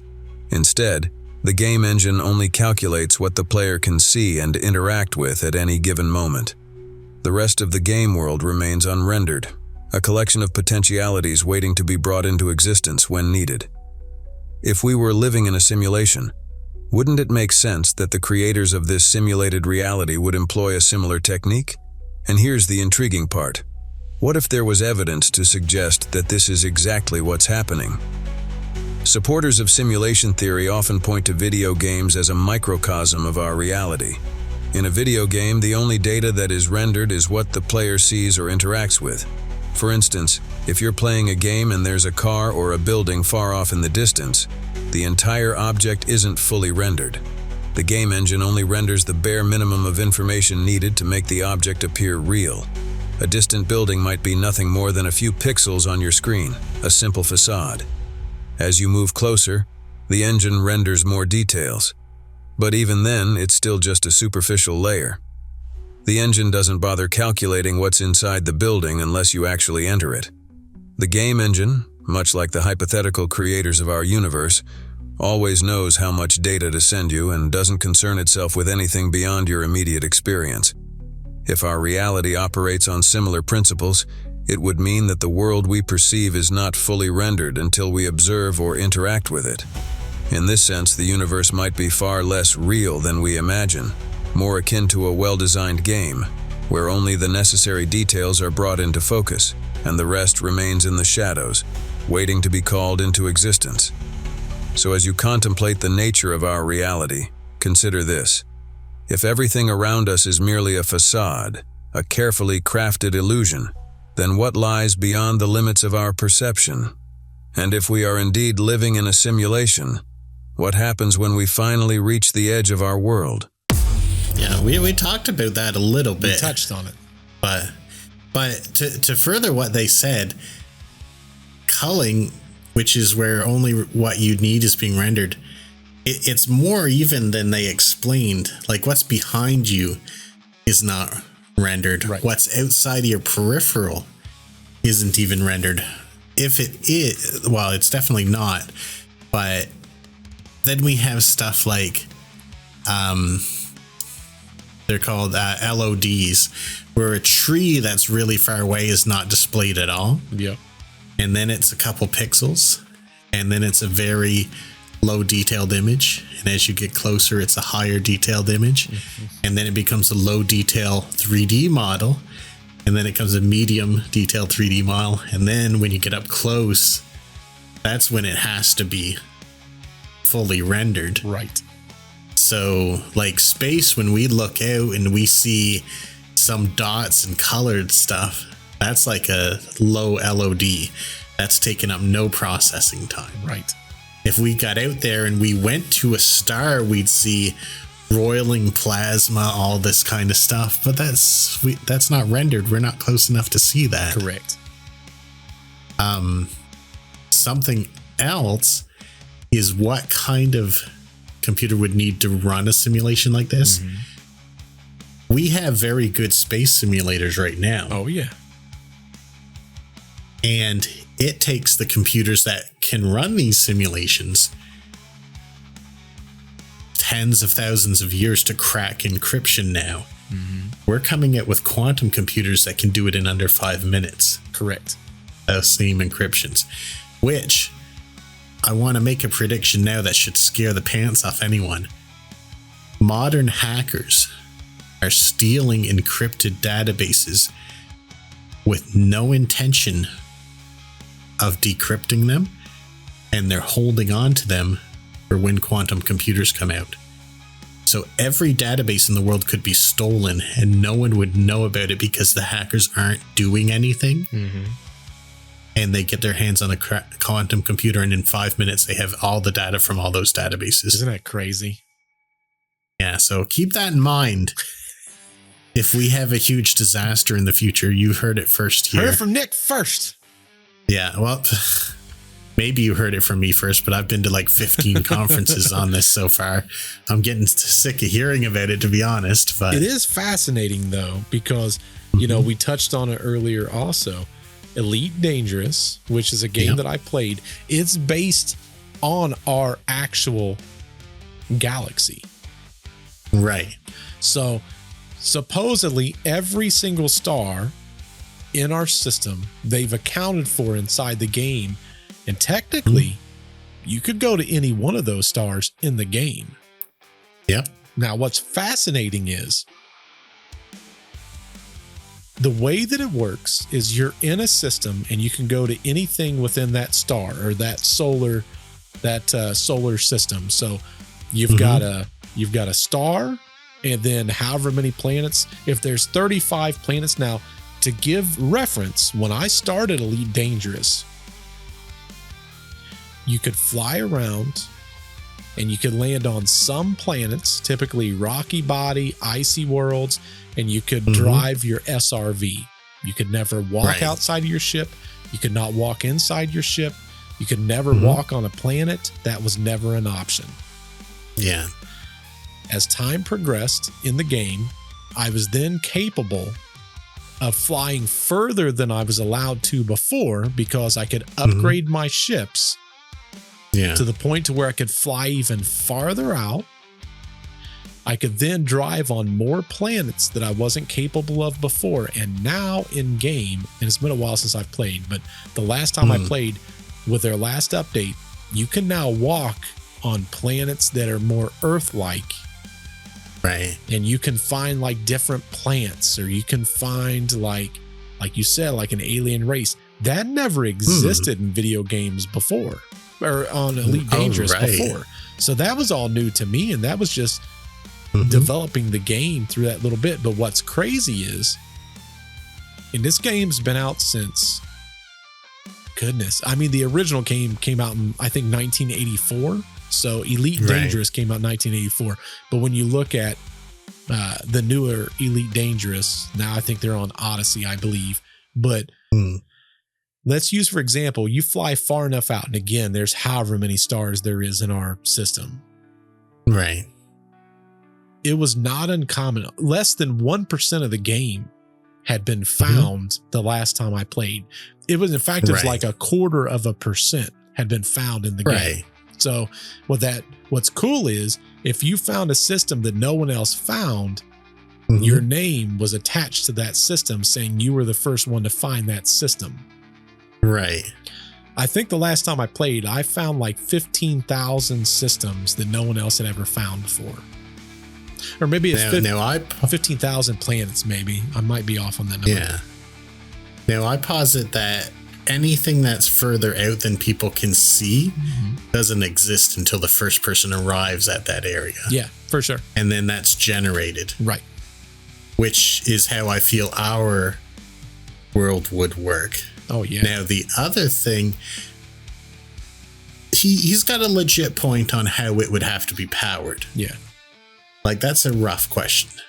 However, the processing power could be happening in our own minds. We could all be parts of the processor. Right. Because a lot of times simulations are run to discover an answer that's difficult for the person who made the simulation to figure out. So we could all be processing data that leads to a bigger discovery for whoever set us in motion. Right. So we could be the processor. Well, think about AI as a prime example, right? Right. The amount of computing power that it would take to do some of the very complex calculations AI can technically do on their own, which reduces the overall power that a PC would need to do that. Yeah. Like, or even off server things, right?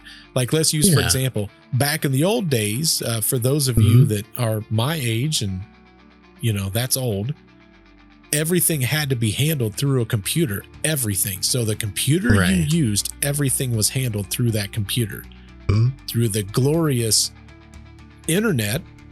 And I believe the terminology they use is onboard and off something.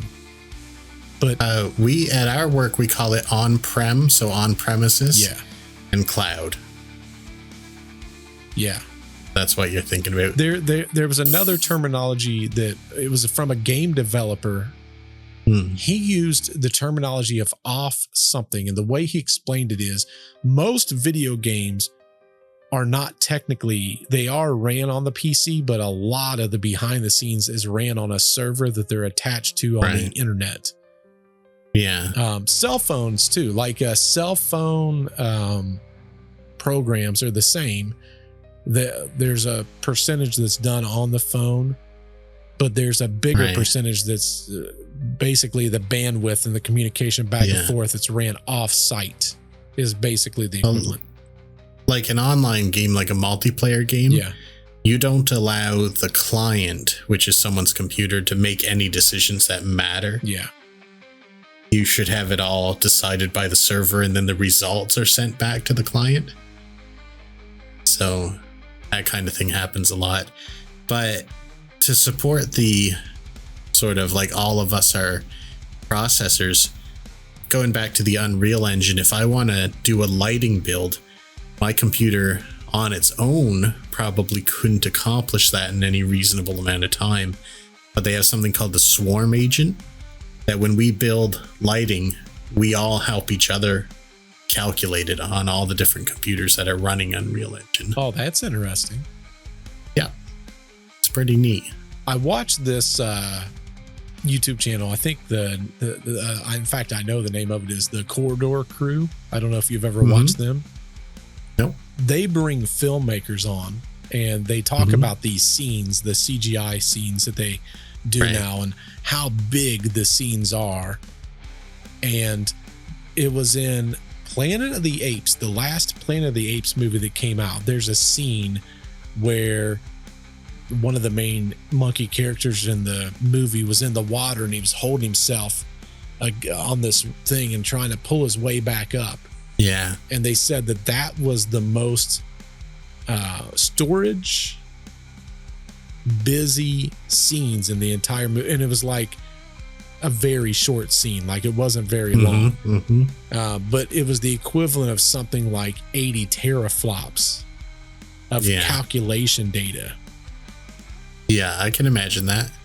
But it's funny because like you and I have a conversation, I think it was like last weekend or something, where it was talking about Adobe, and I forget what the exact terminology you used, but you're like, yeah, it's got this and that technology. I knew it as something else, but it's like, you know, who's to say that? I'm trying to remember what it was now, but I can't. Proxy? Oh yeah. When you're editing videos in Premiere, if it's 4K, almost everyone's computer struggles with that. So you can create a proxy that will run smoothly. I don't remember what you called it, but it's pretty much the same thing. Yeah, it's the same equivalent. It's temporary files is what it is. Yeah. So it creates a stand-in, really. Yeah, it's a stand-in. And it again, it makes me think of when we talk about the simulation, who's to say that most things aren't just proxies? Or probably would be. They would be. I mean, it's the same. Yeah. You know, it's the same thing in essence. The other thing that, you know, we don't even think about as humans, we assume that everything's in focus all the time when we look. But only what our pupil is, and it happens so quickly when you look at something. We're talking milliseconds. From the time your eye goes from one item to another, it auto focuses constantly. But what you don't understand is 99% of your vision is not in focus. It's just literally what you're looking at. Anything that once you start getting out in that, you know, corner visions, what do they call that? Peripheral vision. Yeah. Then it's blurry. That's why you got to look and try to see what it is. Like if there's a ghost or something in your house, you got to look and be like, the heck is that? Right. You know what I'm saying? Another thing too is our eyes and brain cheat. Yes. Because it's only taking images every so often. They did this experiment where they moved something. They had a computer calculate how often you were taking something in, and they could use every off frame to move something directly into your vision, and you wouldn't know it was there. There's that video where you had to follow the ball in the video is another great example. And while they're throwing this thing around, coming into the scene of the video is a man in an ape costume, and he walks right through the center of the frame and out the other side. And then they ask you a question that pertains, And at the end of the video, like less than 5% even acknowledged that there was a man in a monkey suit, even in the video. Yeah. But there's all kinds of things the simulation does to save processing. Correct. And that's the thing that I don't think that segment really takes into comprehension or even, Right. And honestly, I cut so much stuff out of it. But when you think about it, there's so much stuff that we're not even taking into the equivalent. But if I left everything in, I mean, this would be a two-parter. I think this is a cool topic, but I don't think it's two-parter cool. Yeah. You know what I'm saying? Speaking of which, we're coming into the nitty-gritty here. We don't have a whole lot more left. Do you want to see what we get into next? Yeah, let's get to the next bit. If we truly live in a simulation, it would stand to reason that our reality is rendered in a similar fashion to a video game. Only the parts we observe or interact with are brought into existence. But how could we possibly test this theory? Enter the double-slit experiment, a simple yet profound experiment that has baffled scientists for decades and might just hold the key to understanding the nature of our reality. Here's how it works. Imagine firing particles, like tiny bullets, in a straight line at a screen. If these particles pass through a single slit, you would expect to see a clumping pattern on the screen, with most particles hitting the area directly behind the slit. This is straightforward. Particles behave like tiny bits of matter, creating a predictable pattern. But what happens when we introduce waves into the mix? If we send waves through the same single slit, we see a different pattern emerge, one where the waves are most dense in the middle of the screen but radiate outward, similar to the clumping pattern seen with particles. The real magic happens when we add a second slit. When waves pass through two slits, each slit generates its own wave, and when these waves intersect, they interfere with each other, creating a pattern known as an interference pattern, a series of light and dark bands across the screen. So far, so good. Particles create clumping patterns and waves create interference patterns. But then things start to get strange. When scientists fired electrons, tiny particles of matter, through a single slit, they observed the expected clumping pattern. However, when they fired electrons through two slits, they didn't see two clumps. Instead, they saw the wave interference pattern, as if the electrons were behaving like waves instead of particles. This was puzzling. For years, scientists assumed that the electrons were somehow colliding with each other, causing this unexpected wave pattern. But in the 1960s, the experiment was modified in a way that eliminated this possibility. Only one electron at a time was fired through the slits, ensuring there could be no interaction between them. Yet, astonishingly, the wave interference pattern persisted. Naturally, scientists wanted to understand what was happening, so they added detectors to observe the electrons as they passed through the slits. And that's when things took a turn from the strange to the downright paranormal. The mere act of observing the electrons caused the interference pattern to vanish, replaced by the familiar clumping pattern. Remove the detectors and the wave interference pattern returned. What's going on here? Why does simply observing the electrons change their behavior? It's as if the electrons know they're being watched and they adjust their actions accordingly. This experiment suggests that reality itself might be dependent on whether it's being observed, a notion that aligns eerily well with the idea that we're living in a simulation, one where reality is only rendered when it's being observed. The implications are profound. If reality changes based on whether or not it's observed, what does that say about the nature of existence itself? And if we are indeed living in a simulation, could this be the mechanism by which the program saves on processing power, only rendering what's absolutely necessary? As you ponder these questions, remember, in a universe where the very fabric of reality behaves differently under observation, the boundaries between the real and the unreal begin to blur. And perhaps, just perhaps, we're starting to see the edges of the code that defines our world. So this brings up another interesting thing that we didn't talk about earlier, but this also happens in our video games that we make. If something's not needed, the rules that govern it are also not needed. So it's not just that a tree in the distance is only a 2D representation of a tree. Mm-hmm. Since that tree's in a distance, it doesn't need to have collision either. So the rules that govern it when it's in use are different than the rules when it's not. So if I could fling a ball into the distance and hit the one-dimensional tree that's like a mile away, it would go right through it. And I think this is the kind of thing that happens with the double-slit experiment. When it's not observed, it doesn't have to follow the rules. Right. Right? Correct. So that's interesting. It's interesting from this from the standpoint that you have these scientists that they know what the end result's going to be. Right. They already know. Mm-hmm. They do the experiment and they go, oh, wait. It's not. Well, that's not. Okay, we did something wrong. And like they said in the beginning, when they was doing these, firing these neutrons through the double slits, their assumption was, well, they're just bumping into each other. Listen, right. We didn't even account for that. It makes perfect logical sense.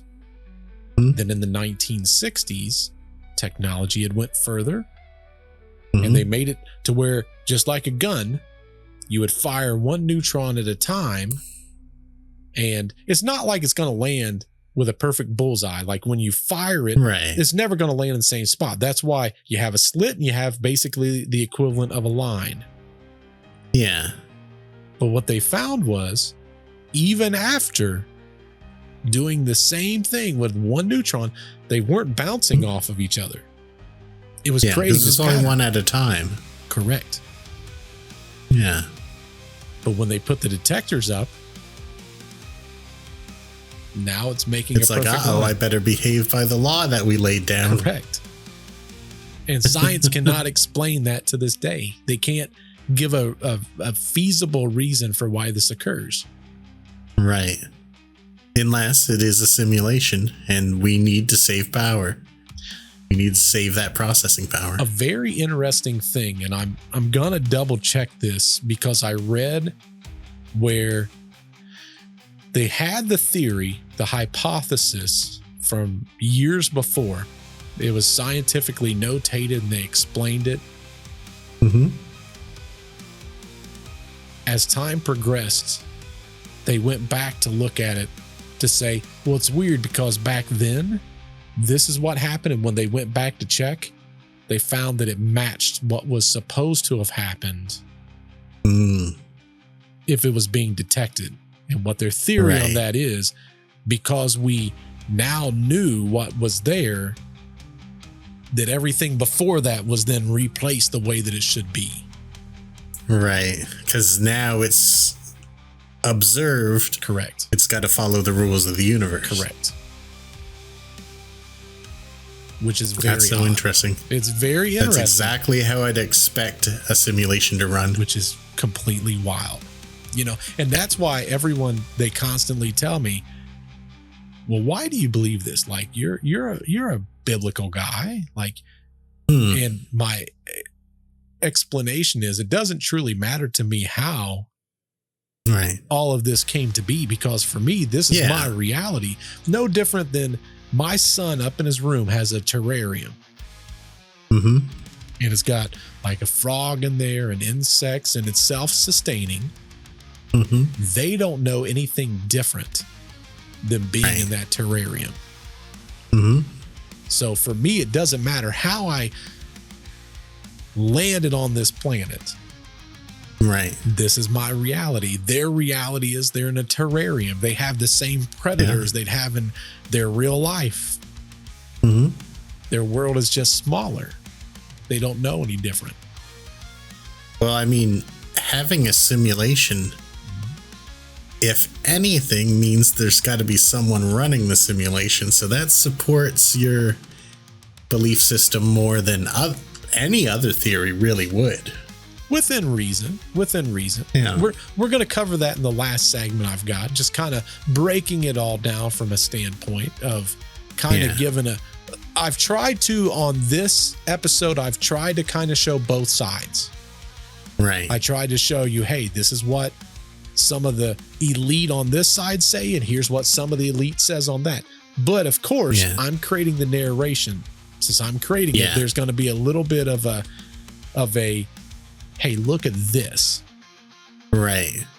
So, because I want to create that narrative, that talk, that conversation. Yeah. Probably the less popular, if you, scientists, obviously, they have these theories, but if you was to walk on the street and you had a microphone in hand and you go, hey, are we living in a simulation? More people than not's going to be like, we don't live in no simulation, man. They're either going to say, we evolved, or they're going to say, oh no, God put us here. Or they're going to say, well, I was just born. Like, they're not going to understand simulation theory. I think most people around here would be like, what's a simulation? Yeah, correct. Yeah, 100%. So I'm just creating this narration to go, hey, there's this possibility, but unlike every single other thing that we talk about in the world of paranormal and cryptids and stuff like that, scientists are with us more so than not. Yeah. On this theory. Yeah, this is probably the only episode where they're actually right. More famous scientists are with us than against us. Correct. It's a rare occurrence. Buy your lottery tickets now. Yeah. Trust me, this will probably be the only episode where that's the case. Yeah. We're going right back to our regular schedule nonsense after this. You best believe if you loved it before, you're going to love it again. So that's right. Back. We have no interest in being undeceptive reality. We are a deceptive reality here. We are 100% deceptive on this thing. That's right. But it's fascinating when you think about it. There's so many different thoughts that could definitely play into the point of we live in a simulation. I personally believe there's got to be something from a simulation standpoint. There has to be. There's so many things that happen that I look at and I go, there's no way that it's going to be perfect every time. Like when you look at everything in the world, everything, the bulk of everything is a circle. If it can do it, it creates it as a circle. I find that weird. Yeah. Rain is a droplet is a circle. Water will try to coalesce into a circle. Right. Plants, dust. Yeah. I mean, almost everything natural has soft curved edges. Correct. Atoms. And you look at freaking, it's crazy. Like it's crazy when you think about it and you go, why is everything such a perfect pattern? Why does everything have to be symmetrical? I'll find that book I read and tell you what the title of it was, because it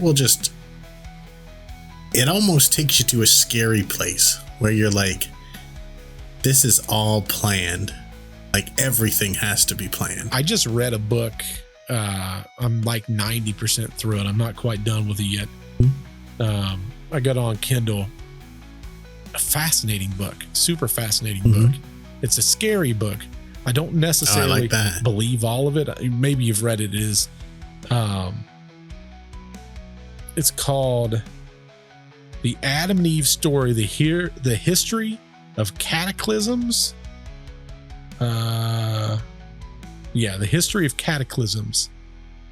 No, I've not read that. Sounds interesting though. Basically what it is it talks about, and it goes back to our talks on ancient civilizations, how 1 minute we're here and bam, we're gone. Yeah. And it's a fascinating book. I don't know if I believe where, like, he had me all the way until the end chapters, and now I'm looking at it and I go, okay, you're going a little left to center on me there, coach. But you see, read it until the 12th chapter and then just close it and never open it again. What I heard was that the original book had like 190 some pages. Right. The new books he re-released in 1993, and he added a whole bunch of stuff to it. And I'll be honest with you, I feel like if I read the original book, it wouldn't have, like, he goes from these cataclysms to like angels and demons and like it felt like a very smart book until he got to that, and I'm like, yeah. Do you think that's mostly the new stuff? Yes. My understanding is that's the new just stuff. go off the rails, man. Well, what somebody said was, because the guy died that wrote it in 1998, and what they said was when he did the new book in, I think it was 93, he had all these different theories, and they almost said it was like he took his notebooks and he just threw it in the books, so that way it would be out there. But all these different little things he studied. But like he went in. He should have released it separately. He should have done. Because I'll tell you what, there's so many fascinating things in this book that when I looked at it, like I never pieced together 95%. And most of what he says is accurate. Like it's scientifically accurate, but it talked about like all the different things that's happened in our world. Like mammoths was found frozen in mud with buttercups still in their mouth, like they were hard frozen. Like that was like flash frozen. Flash frozen, yes. Yeah. But then what he talks about is when you look at biblical references, regardless of the religions, there's always stories that correspond. So, like when you look at these cataclysms that have occurred, they almost all happen in the same time frame. So like 11,500 years ago, 11,000 years ago. But then they talk about things like there's maps that was drawn where we would find the polar caps now. It wasn't. In fact, one of the polar caps and one of the maps was in Egypt at one point. Oh, really? Yeah. And they go, how does someone screw that up? Unless at some point it's moving. And what his theory is that we have this electrical magnetic field that's constantly moving. This is nerd stuff. Listen, this is what I read. This is why we get some of these screwed up podcasts. Okay? But basically these cataclysms occur, and when it occurs, it causes and you talked about with the ancient civilizations, like you talked about how that we don't necessarily find this stuff, and you went into it. What he hypothesized, which is similar to you, is it causes the earth to basically stop rotation. But much like if you have water and you have it constantly moving and you stop, even though the object stops, the water keeps moving. Right. So it causes these 200-foot waves that then goes inland, and it just destroys and puts mud over everything. Hence why when we that could happen. Absolutely. And the way he explained it, like what's those heads that are in the ground but their entire bodies? The Easter Island heads? The Eastern Island heads. Like he talked about that. And he goes, this isn't people that dug these holes and then started building stuff up. Like these are things that was ground level, and then some cataclysm occurred and it filled in all the way up to their head. That's an interesting thought. Yeah, it's very interesting. So that's a lot of work to just cover that up. Yeah, like he said, it wouldn't make sense. There'd be no reason for them to ever do that. Yeah. So, but maybe for another podcast. The only thing I got to say about that, though, is people do a lot of really hard things for reasons that are not clear to other people in the name of religion. Yeah, but what he was explaining was that if you look at everything, much like asymmetry, kind of like what we're talking about in this podcast, what happens on this side of the world, when you go to the opposite side of the world and the same placement, similar events always occur. So you have the Easter Islands, and then if you go to the opposite side of the world, which I forget is where exactly he said, there's major land mass increase in the same area on the opposite side of the world at roughly guesstimated the same time frame. Well, that's interesting. Yeah. That's an interesting theory. And he brought all these things to light. Yeah. And it's like, that's just a very crazy concept. But yeah, maybe for a different podcast. I don't know. I kind of want to, because when he went off on these tirades on these end things, I'm like, I don't know, man, it's kind of crazy. Well, it's just like you explained it, the first half of what you were explaining. I'm like, yeah, right on. And then when you got into its later stuff, I'm kind of like, yeah, that's a little, that's a lot of wackadoodle. But how many times? I don't know. It could be. I'm not going to say wackadoodle, but I'm going to say I'm more skeptical than the first part. Yeah, but it ruins the first part for me. Like if you say some really smart stuff and then at the end I'm like, kind of lost me on that, Doc. I start forgetting about all the cool stuff you said in the beginning, because then I go, whack-a-doodle. I can understand that. I can understand that. It's like, here's the thing. Like you're talking to some guy and like he's talking about brimstone and fire and all that stuff, and he starts selling you, and then you talk to him. He's like, yeah, man, I'm just a homeless guy. I just live out here. You go, well, your credibility's gone a little bit now. Okay. Just saying, you had me until you said you're homeless and you might be schizophrenic and stuff like that. And then it's like, maybe lost me just a little bit.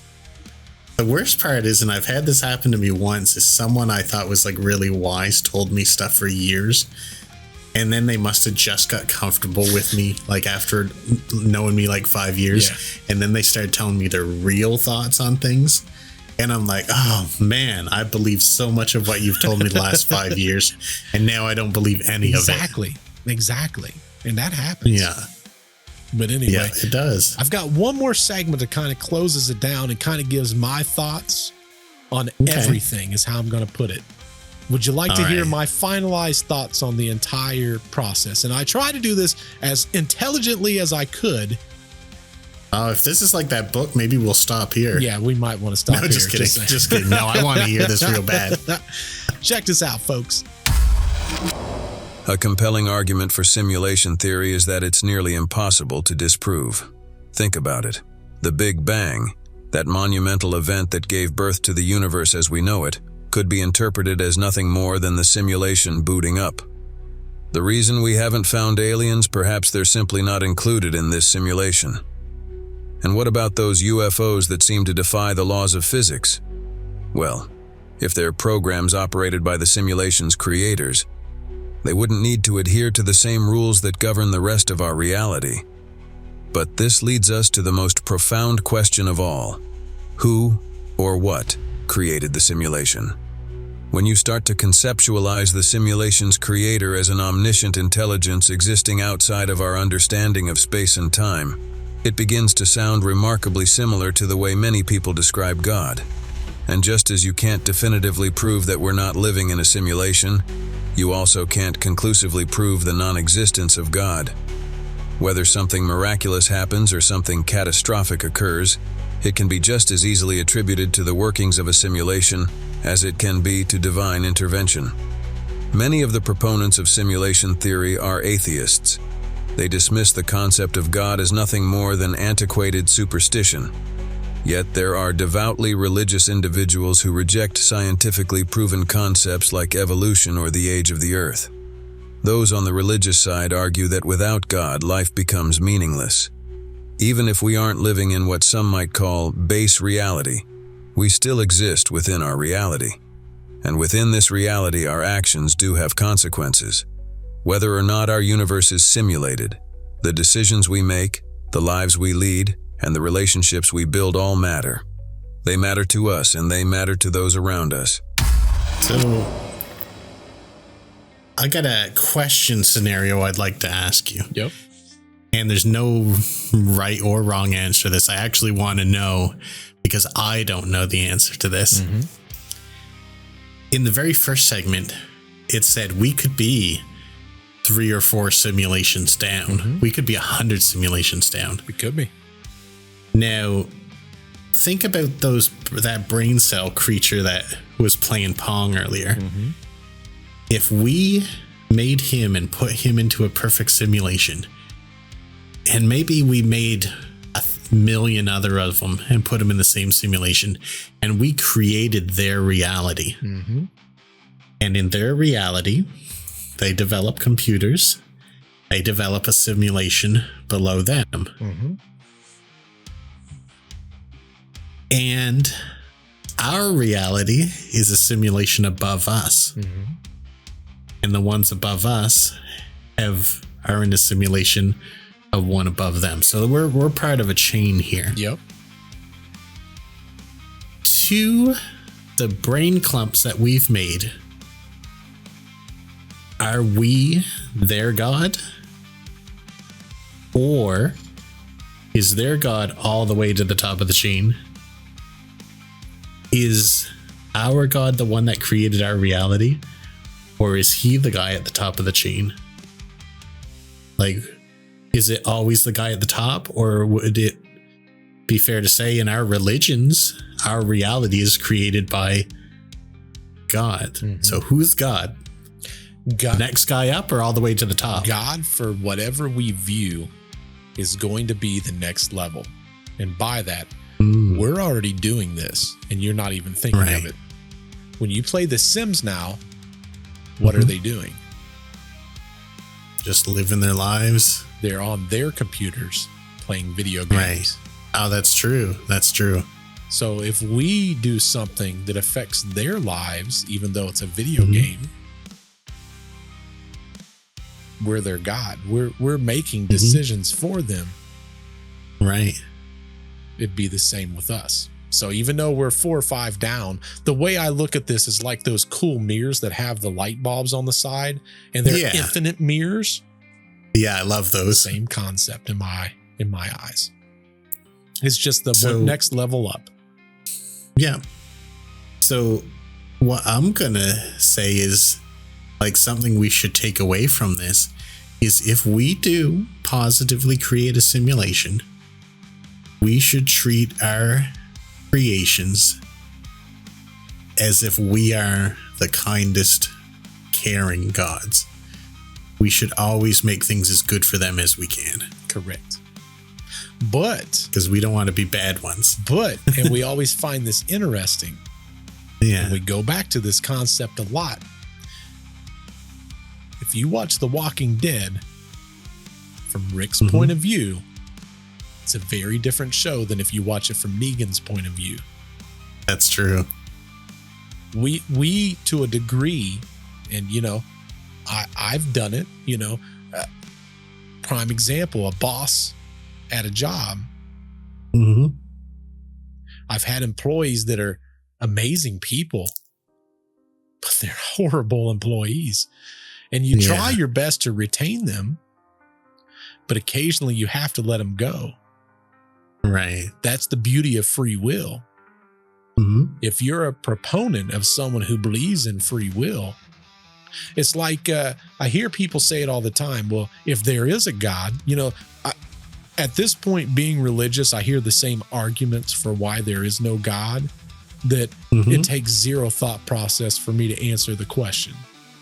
Right. And one of the first questions I always hear is, well, if you have a God that's all good and almighty and all powerful, why does he let bad things happen?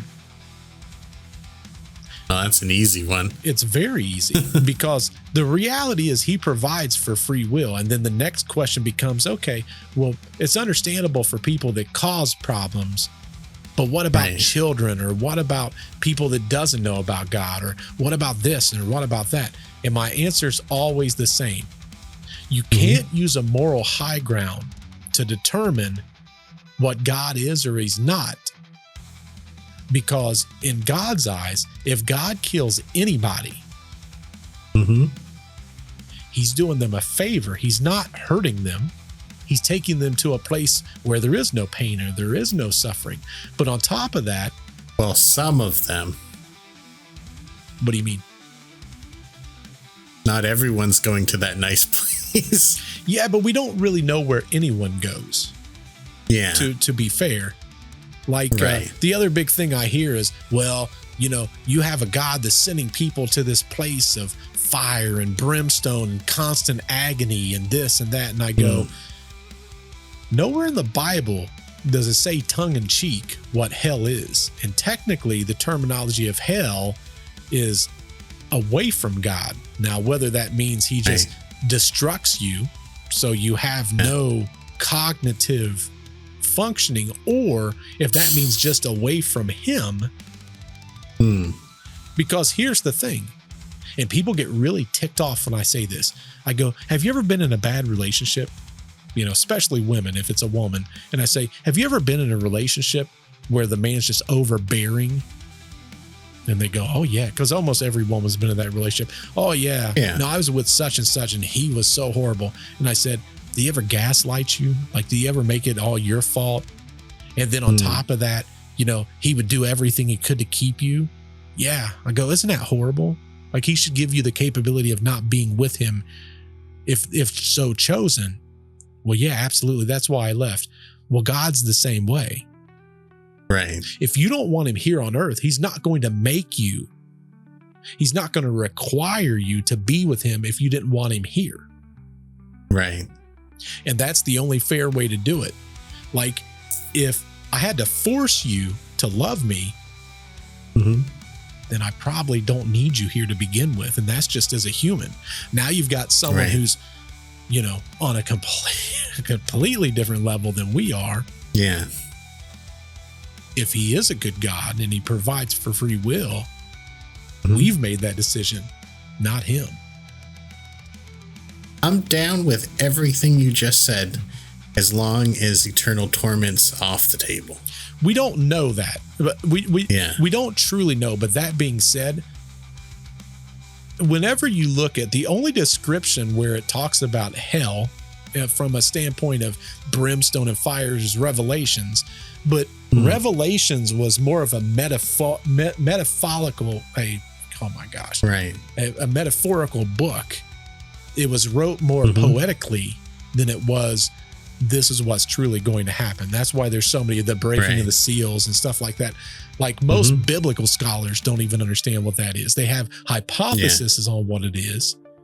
But I always say, if someone's painting for me what hell is, I absolutely don't believe anything they tell me, because the Bible does not explicitly say anywhere that you live in a world of torment and fear. No differently than like if you go to a football game and then your favorite team wins and you're talking to your buddy at the water cooler the next day and you go, man, we killed them. We absolutely destroyed them. You didn't really kill them. That's biblical reference. Revelations is the equivalent of that. Yeah.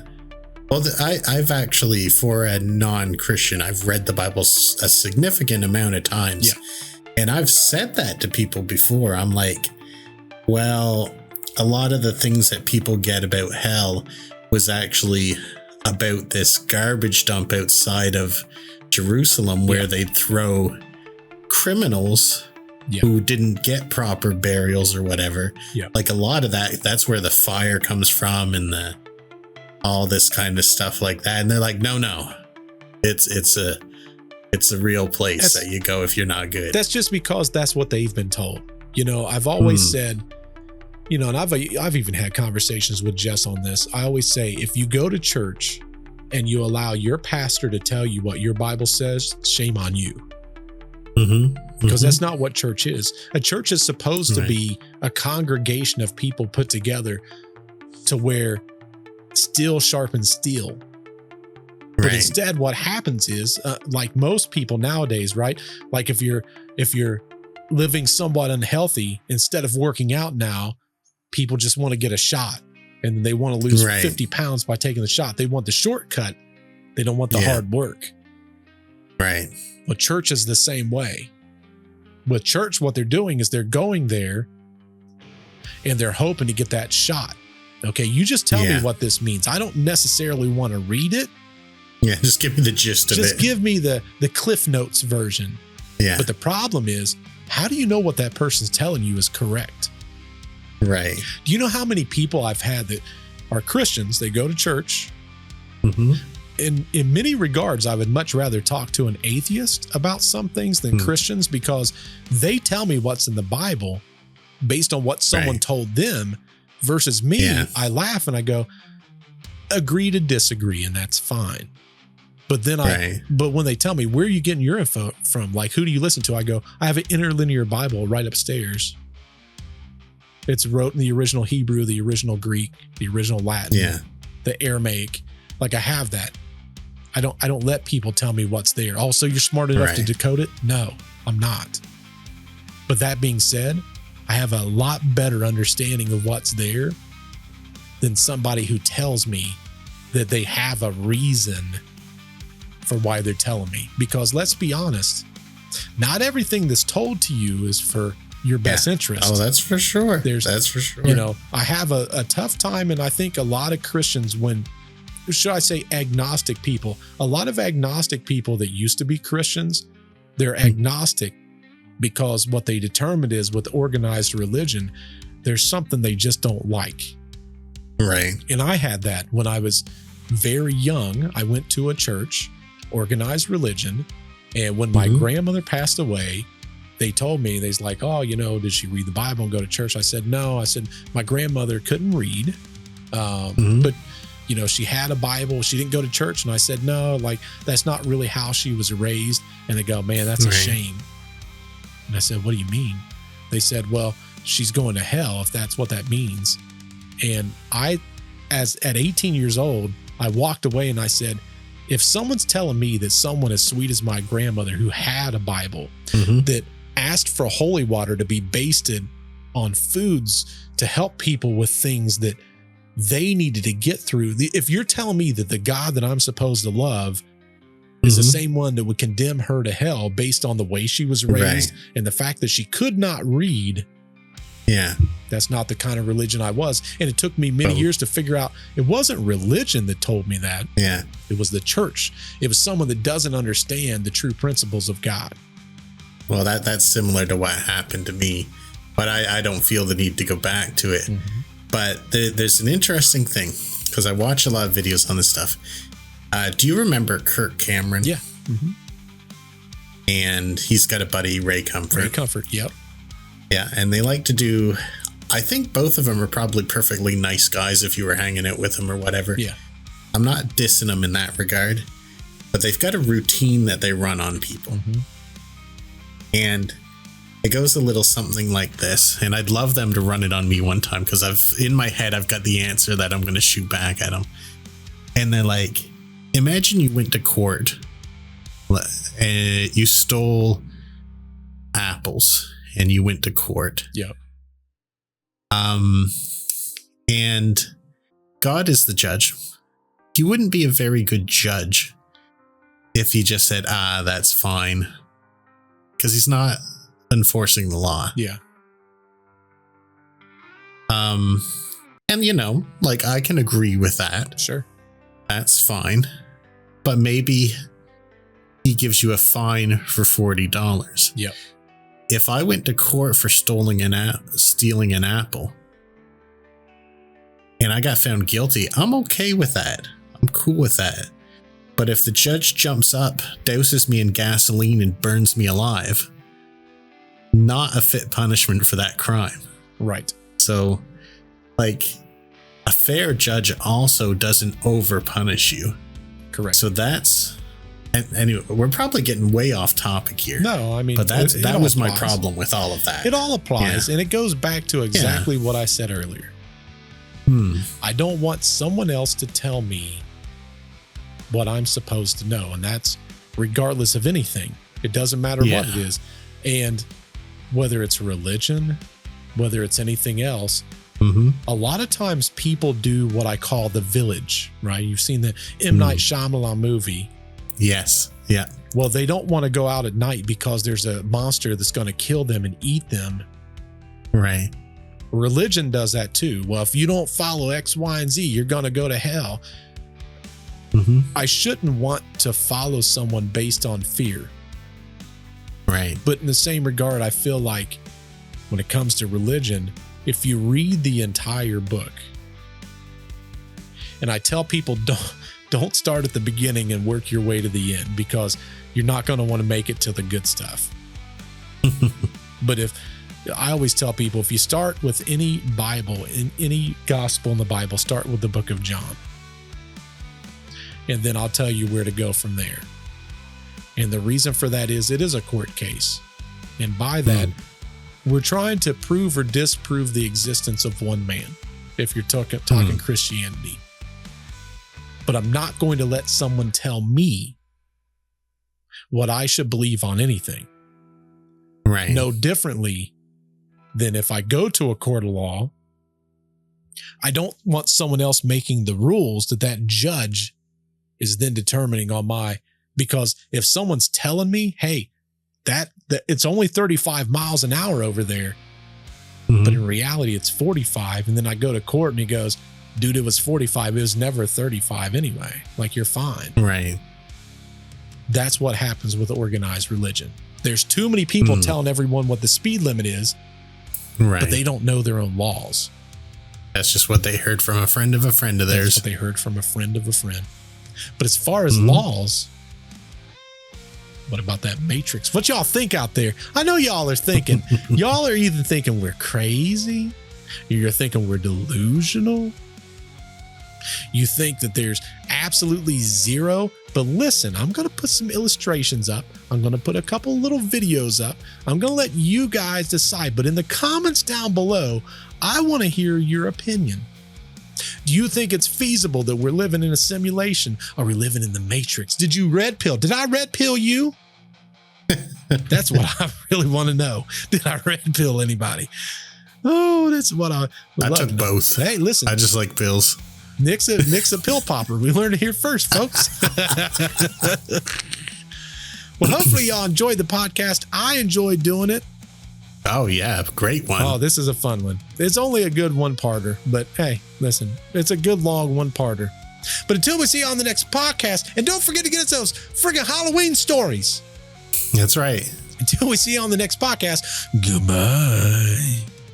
Beep boop, simulation over. Living shadows glitch and tear, wires cut through the open air, neon skies they twist and scream, nothing here is what it seems.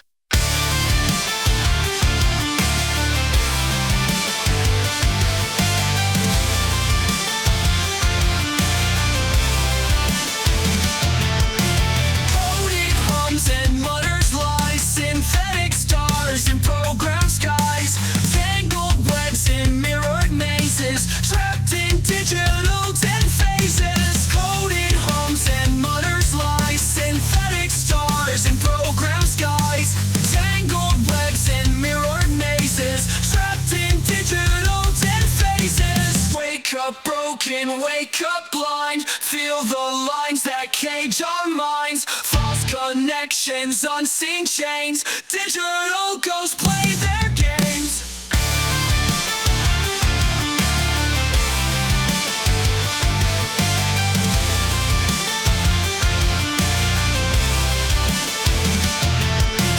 Fragments breach the pixel frame, hollow laughter, twisted game, binary gods in control. Watch us dance, watch us fold, waking up or still asleep, can't trust what my senses keep. Fruits a hacker's sweetest dream, reality just data streams. Wake up broken, wake up blind, feel the lines that cage our minds.